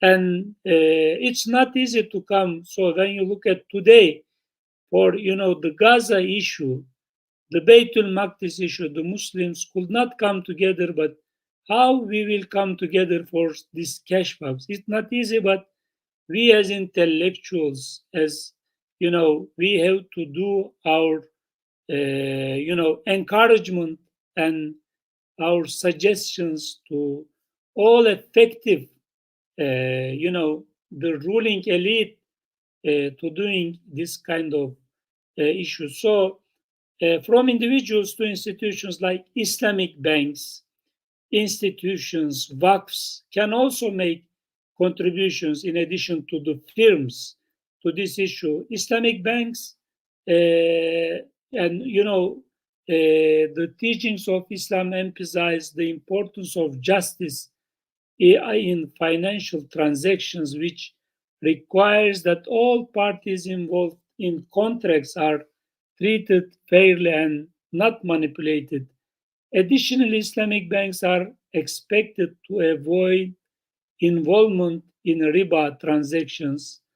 So, as a significant source of exploitation due to these factors and others, Islamic banks are considered more compliant with Sharia law. Based on these principles, the global cash Waqf can engage in a mudaraba investment contact with Islamic banks, with the banks acting as the mudarib and the global cash Waqf serving as the rabul mal, and profits shared accordingly. By depositing funds with Islamic banks, the global cash Waqf can also benefit from some protection of its returns during economic downturns. And we can also use the sukuk mechanism. Global cash Waqf can invest the donated funds in sukuk, which is considered a very favorable instrument for collecting funds for various projects. And we have also other instruments like Islamic stocks, bonds, Another potential investment option for cash Waqf is the Islamic stock market or Islamic stock exchange, where the fund can be invested in compliance with Sharia and fundamental Islamic investment principles. And also, from agriculture to industry, there are, so many options. The cash Waqfs can make investment to different projects, from energy to defense sector. So in addition to private and public sector, this global cash Waqf model can make huge contribution to sustainable economic development in Islamic world. And, as a third option, we have to use this kind of models for our societies to empowering the human capital, especially in addition to reduction of the poverty, to empowering human capital. Islamic countries like Indonesia, Pakistan, Nigeria, Turkey, these countries has huge capacity population. If we, can establish this kind of models and get the support of these big countries for global cash Waqf model, it would be really very big contribution to Islamic world, to future of Islamic Ummah, and also to all humanity. So what we are proposing for this cash Waqf model, the headquarters can be in Istanbul, in Turkey. The cash donations, contribution on individual level and on institutional level and on governmental level, contribution from religious endowments, different institutions to this global cash Waqf. Then investing in Islamic banks, investing in sukuk, investing in Islamic stocks, investing in different projects, in real projects, and then making profit. And with this profit can be used to, of course, natural disasters, to finance the poor and low-income enterprises. Micro credit can be given to, the entrepreneurs, from women to youth. But more importantly, this profit can be used to empowering the human capital, because human capital is the most important capital compared to physical capital, financial capital. Human capital is the most critical, and especially the education, that with two, in a balance, modern education, technology, all kind of, the current epistemological, forms and the curriculum can be followed. But in addition to this, as Muslims, we have to introduce some new ideas based on our, the values, the ethics, the ahlak, because really today we are facing with very big challenges from not just poverty issue in the world, but also family issue, as you can imagine. So we really need the leaders, not just in academia, on intellectual level, but from economy to political life. We need very good educated leaders within, in a balance with modern information technologies, but also with the heritage of Islamic ethics and, the ahlak. So if we are, the people that in the Quran, Allah subhanahu wa ta'ala says, كنتم خير أمة تأمرون بالمعروف وتنهون عن المنكر. If we are defined by Allah subhanahu wa ta'ala to do this, to encourage the good things and to discourage the bad things, we have to do that. If we could not do that, we know and we are sure, we believe in that, Allah subhanahu wa ta'ala will create a new generation and they will do that. So we have very high responsibilities, and with using this kind of models, global cashback models, we can make huge contribution, not just for Islamic world, but also for rest of the world, for all humanity. Thank you very much for listening to me, and I hope a successful results and practical solutions from this global global Waqf conference. Thank you.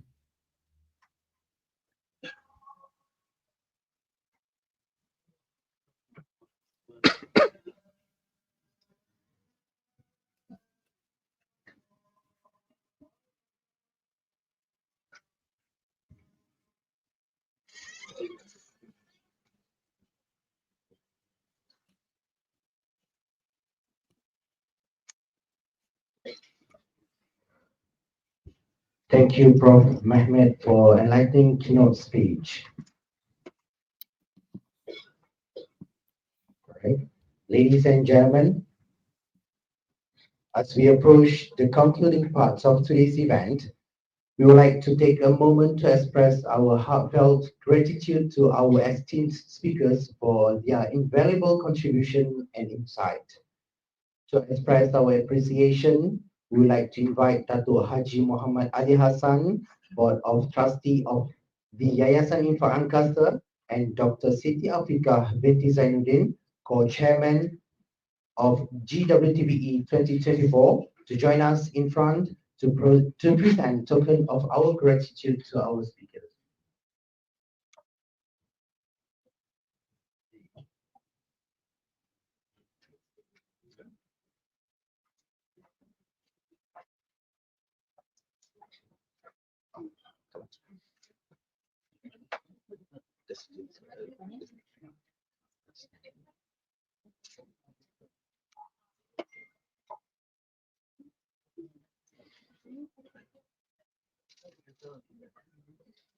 All right, ladies and gentlemen, please welcome Sahibul Samaha yang amat dihormati Datuk Setia Associate Professor Dr. Haji Anhar bin Haji Obir to receive a memento from the organizer.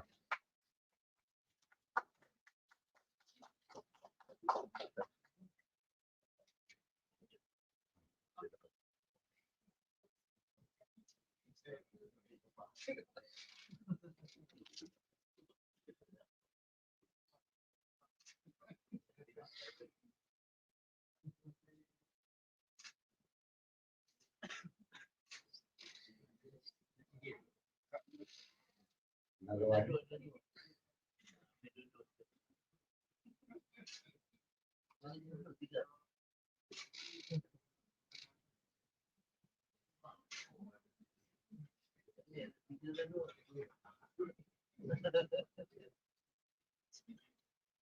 All right, then, since we have one speaker here for now, so we go for next. We would like to invite all the audience. Okay. We would like to invite our all audience participant of the conference to the front for the group photo session. Welcome all of you who having here. Come in front.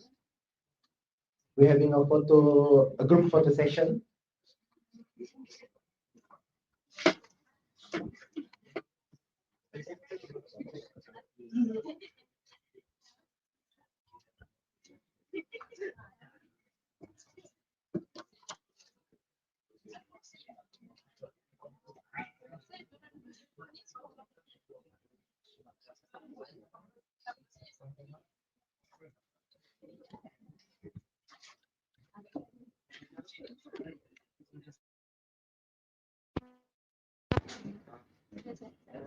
So we invite participant can sit in front, can stand in front, or maybe at the back another few of you.